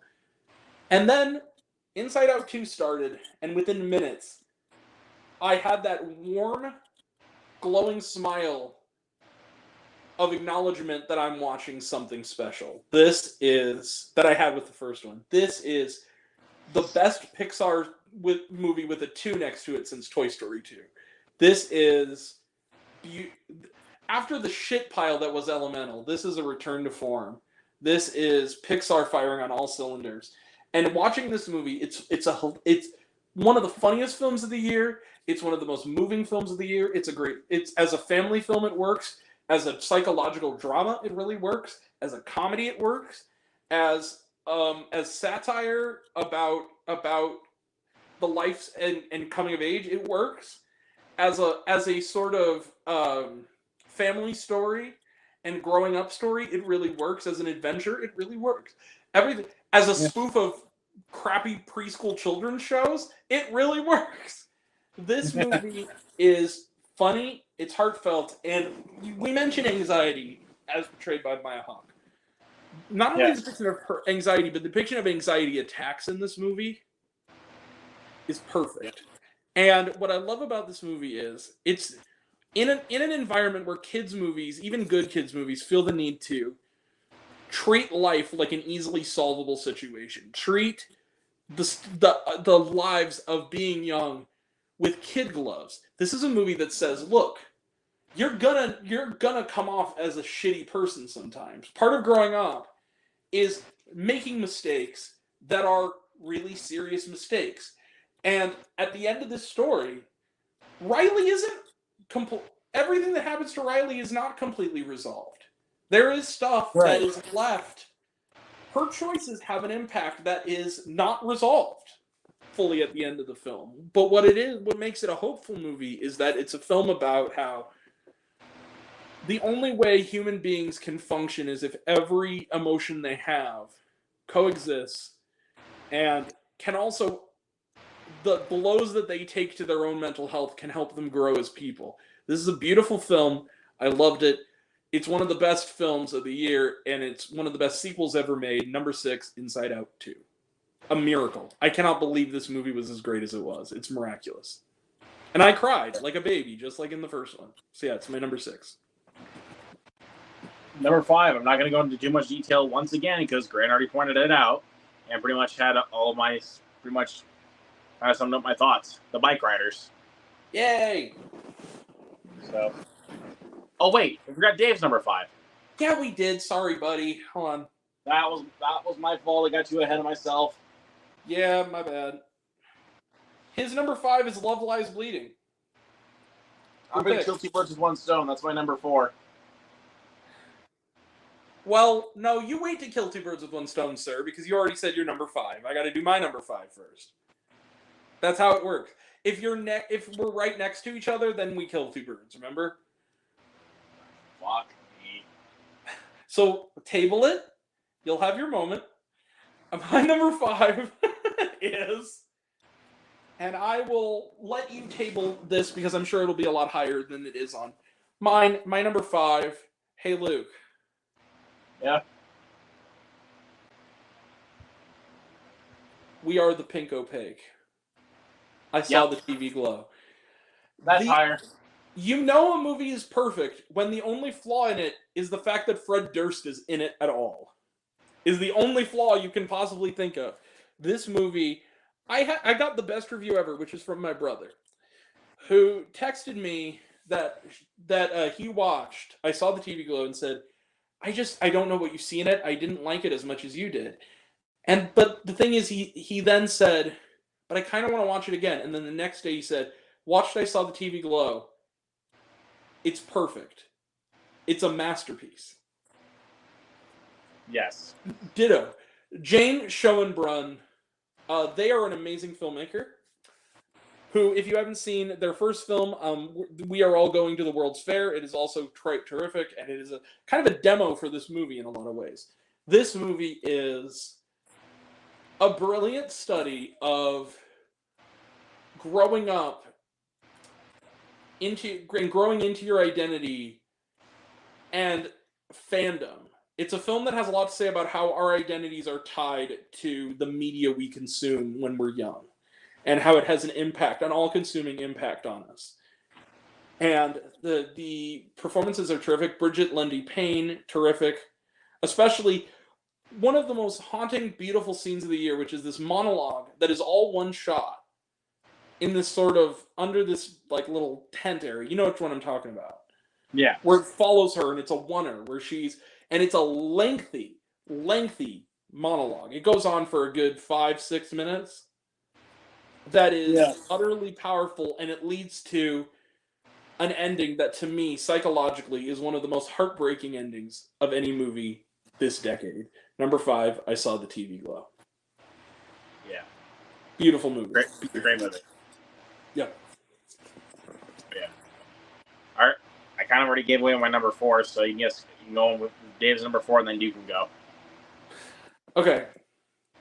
Well, no, I want you to tell us what you thought of the movie, but let me just give it Dave's, and then you can talk about the film. So, Dave's number 4 is Winnie the Pooh, Blood and Honey 2. Surprisingly good pick, Dave. Yeah. All right. Yeah, Love Lies Bleeding, I watched it twice in one day. I'm not even joking you. Twice in one day. It's a fantastic movie.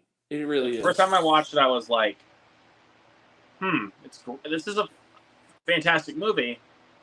I don't know. I have to watch it again. And then I watched it again, and my mind was just blown. Right.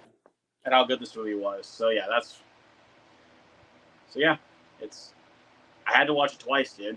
It's one of those films you must watch twice. It is, and everything about this movie is, you can practically smell the grimy musk in the air. It's such the perfectly shot, grungy kind of movie in the sense of the world and the sense of place in it is so tactical and believable or tactile. You know what I mean? Like, it's so, you can feel the environment of this movie.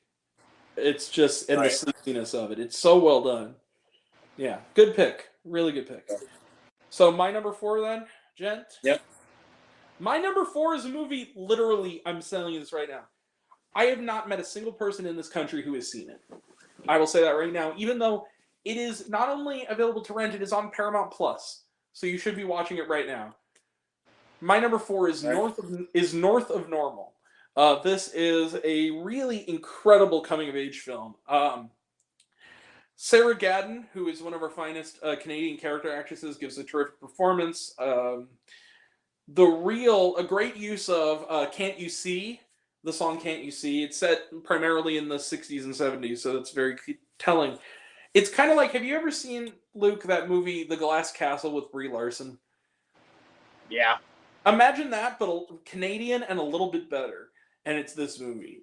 This is the big star of this movie, and she has since kind of gone on to sort of pop up in other things, including one of my guilty pleasure movies of the year, Lowlifes, which I don't know if Luke has seen that yet or not. But Nope. she also is currently on the actually really good Orphan Black spinoff show that's been running on AMC.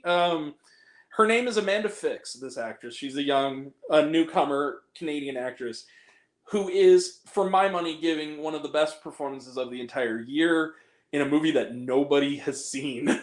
And it is a haunting performance. This is not an easy movie, but it is a movie that kind of goes with the whole thing about how just because somebody is somebody's parent doesn't mean that they're necessarily a good parent, and doesn't necessarily mean they should be a parent.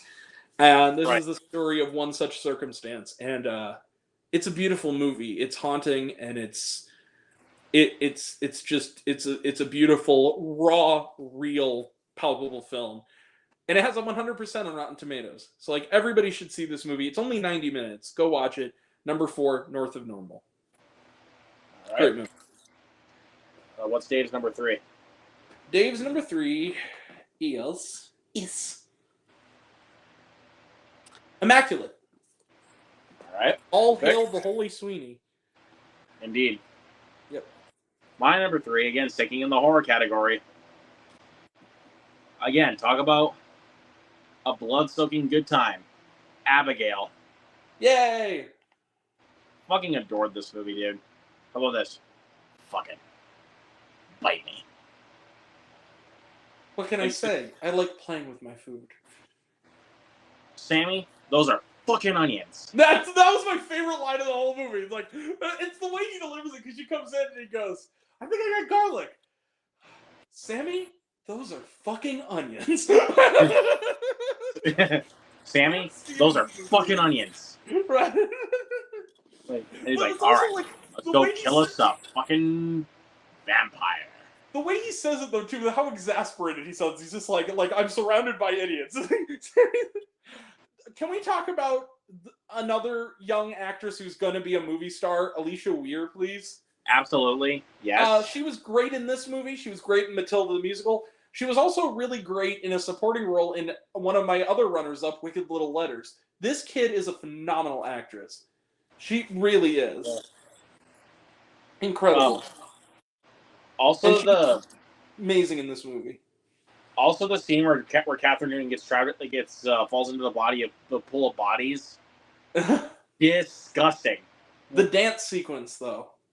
Oh yes, and then perfect. And then holding this up for the light, and then boom, she explodes. I wasn't expecting that. Like, it's one of the things I love about the radio silence movies, especially this one in Ready or Not, is that like when people die who are supernatural characters in those movies, they don't just die. They explode into typhoons of blood all over people. Like, it's just so ridiculous. Into bloody smithereens. Like, yeah. And also, like, just Melissa Barrera, when she walked up, said, oh, like, it's time for you to leave now. It's getting close to dinner. He's like, yeah. He goes, okay. And she's like, see you around or whatever. And he goes, yeah.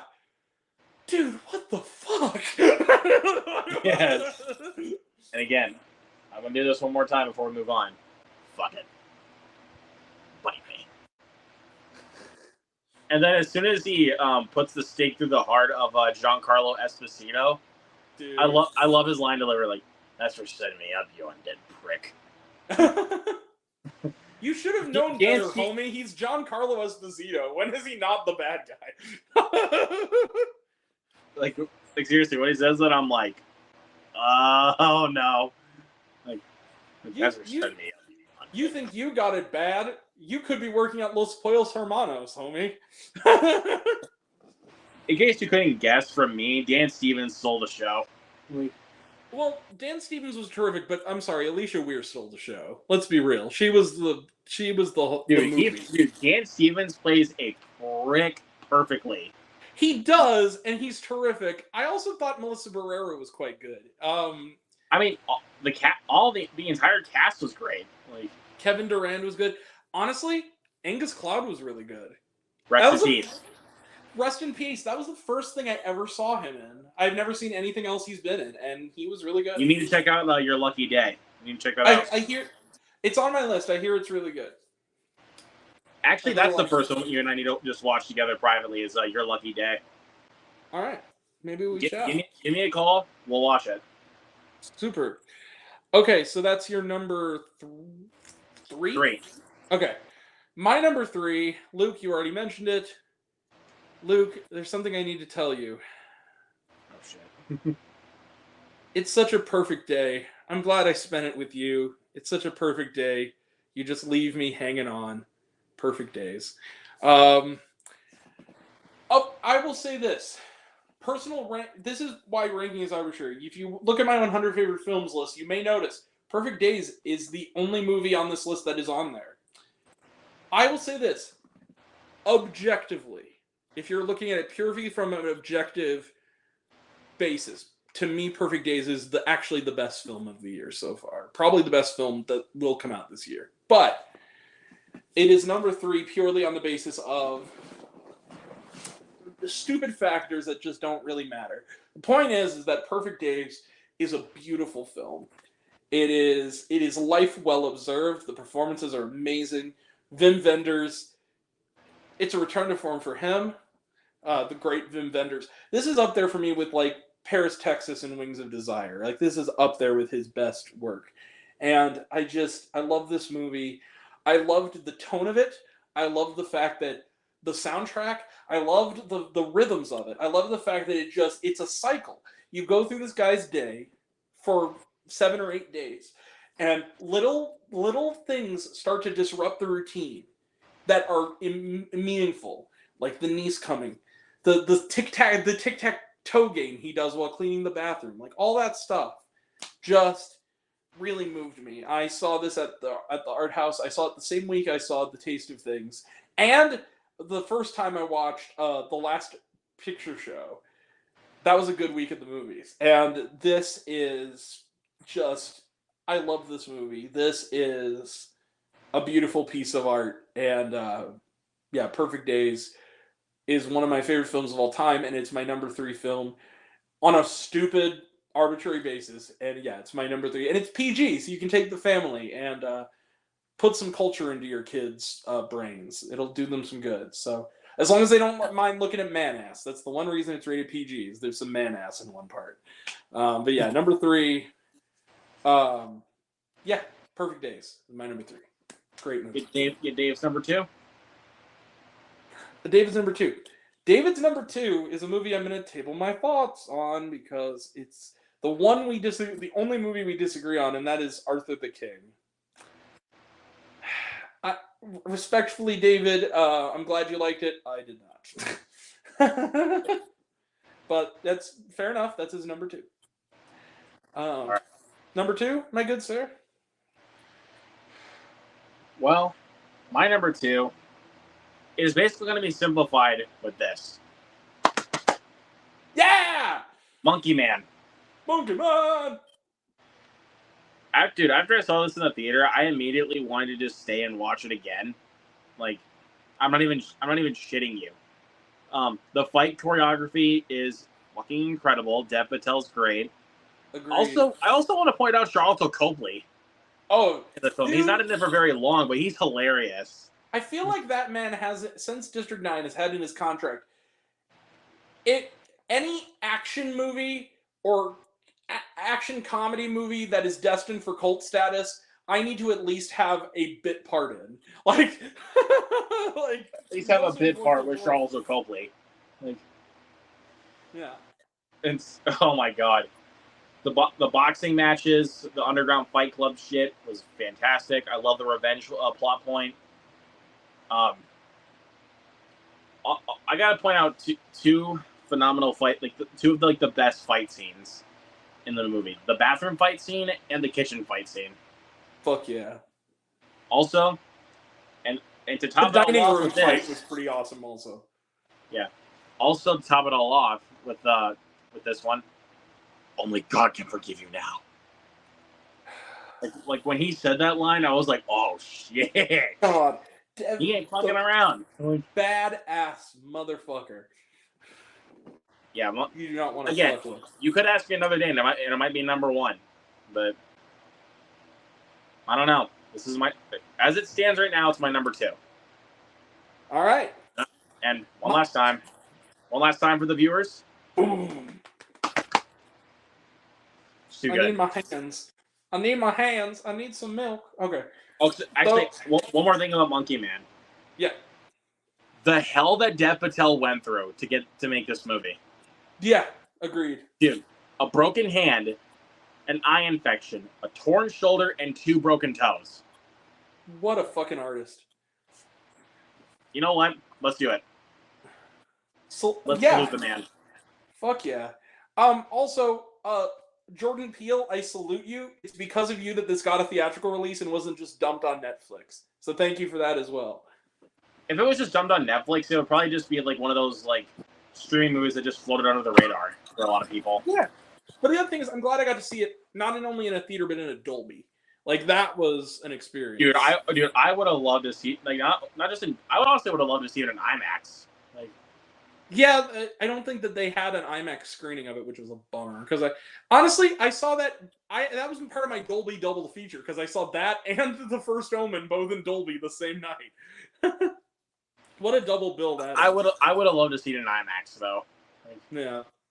Okay, so my number 2 is Dave's number 1. So I'm just gonna kill 2 birds. So my number 2 and Dave's number 1 is drum roll.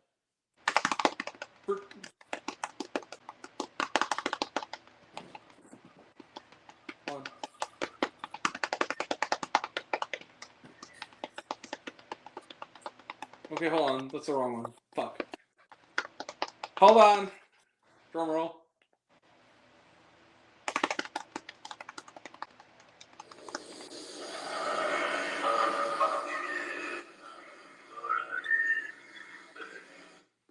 Okay, I can't get the right clip.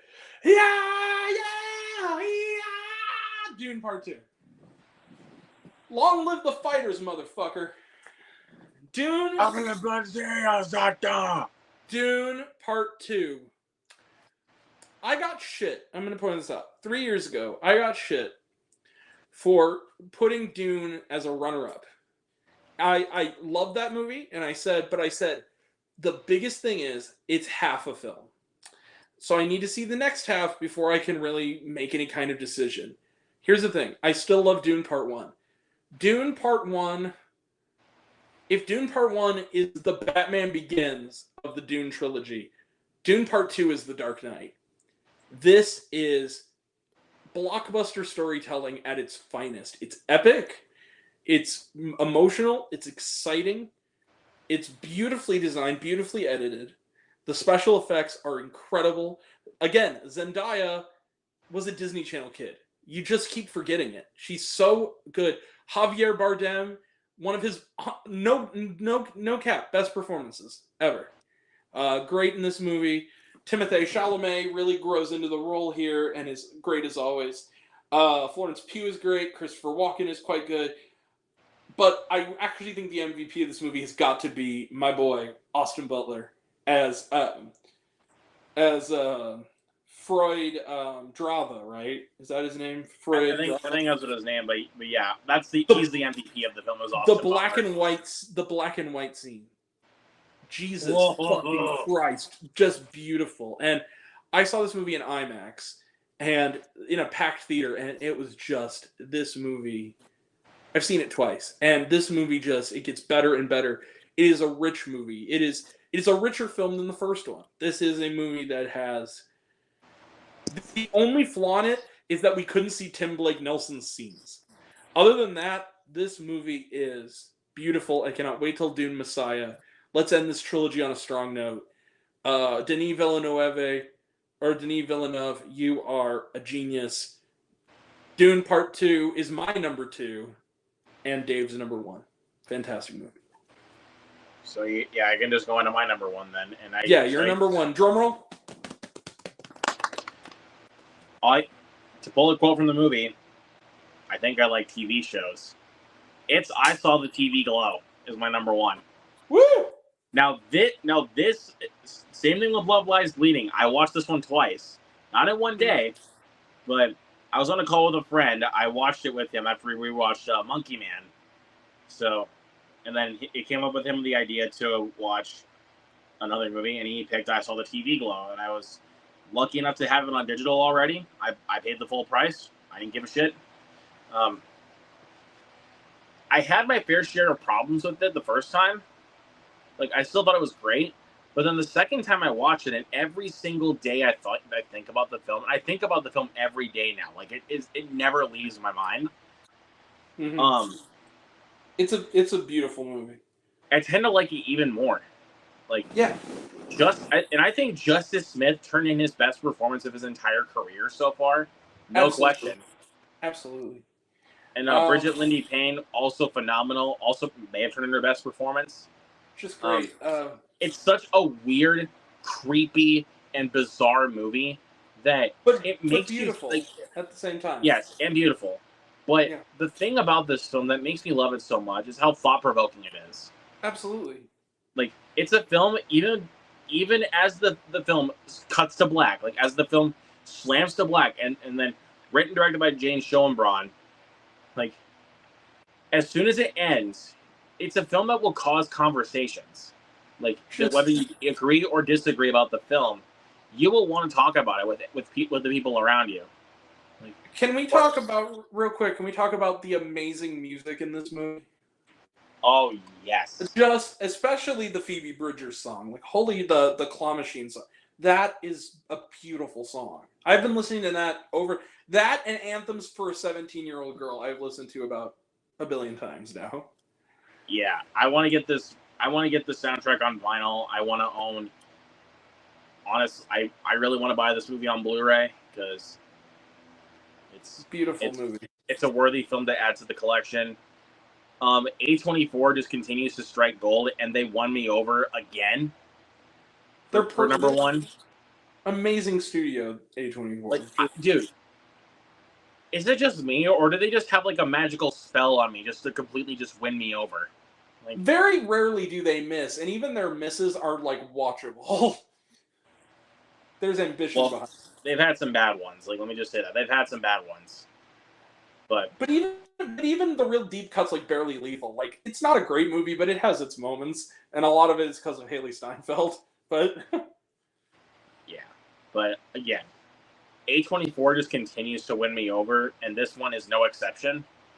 But yeah, I Saw the TV Glow is my number 1, but then again, ask me another day, it might be my number 2. Monkey Man might be number 1. But as it sits, I Saw the TV Glow is my number 1, and I like TV shows. All right, my number 1. It's the moment you've all been waiting for. Okay, drum roll.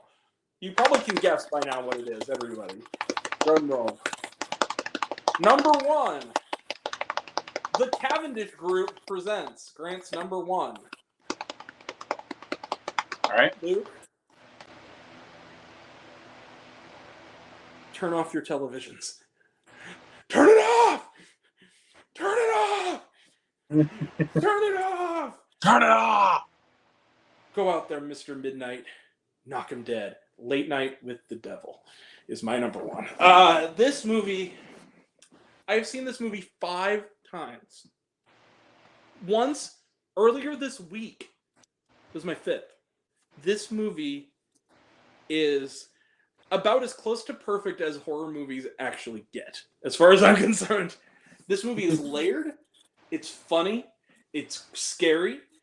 It's thought-provoking. Again, there's that word again, thought-provoking. It's well acted. It is aesthetically brilliant. It is thematically brilliant. It is written perfectly, directed perfectly by the Cairns brothers, directed brilliantly by a lot of them relatively unknown Australian actors, and then all at the center of it is David Dastmalchian, who is just... It sucks that horror films don't get the respect they deserve, because honestly, David Dastmalchian gives my favorite male performance of the year. He is so fantastic in this movie. Playing a guy who, by his nature, has to be a lot of different guys at once. And he's chilling in this movie, but also weirdly sympathetic. And the other, speaking of child actors who steal movies, Ingrid Torelli, who gives most scary, like, the best I am going to eat your soul face since Linda Blair. Like, holy shit.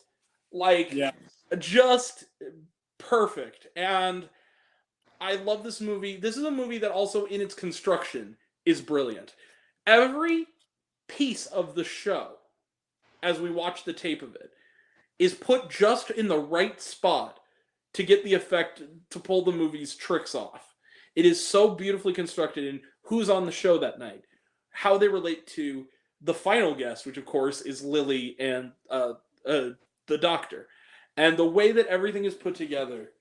And then, like you mentioned before, that last 15 minutes, when the curtain is pulled back, the facade is lifted, and we fully understand everything that has just transpired. It is haunting and creepy, and it lingers. It's one of those endings that just, it stays rent-free in your brain for the rest of your life.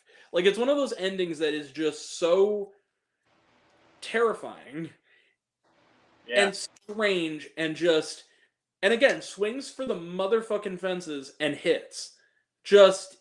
And this is one of those rare horror films where I was in a packed theater and everybody was pretty much in agreement that it was a great movie. Everybody left that theater like, we just saw a movie that in only a couple of years is going to be a classic. Like, it's going to be one of those movies that you almost wish that they would just make it on VHS so you could dust it off on Halloween and watch it. I love this movie. This movie, my inner film nerd loved this movie. Late Night with the Devil is my number one. It's going to be hard to top as my personal favorite film of the year. So yeah, that's our list. Right. That is our list. It is our top 30 list. We'll see you all next week. Although you'll see me tomorrow for The Imaginary. And wait a second, hold up. Getting a phone call. Hold on. Ring, ring, ring. Oh shit. Hello?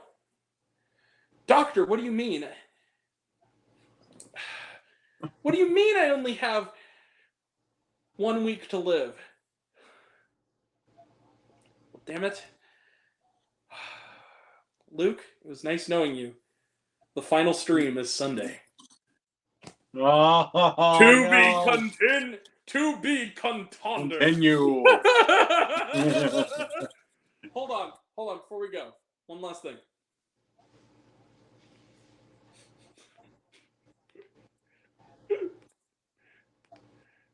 It's your baby, Douglas!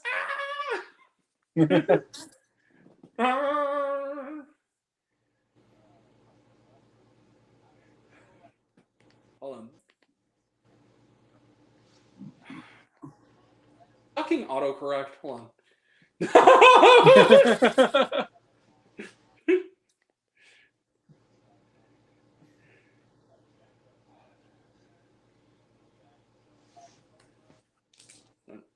One second. Luke, you know what this means, right? It's a cliffhanger. Oh, shit.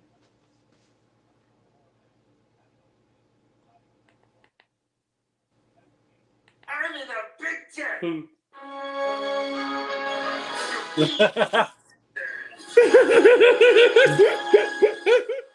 All right. We'll be back next week, and So thanks for coming, Luke. We will see you next week. That's what she said. All right, see ya. All right, peace, brother.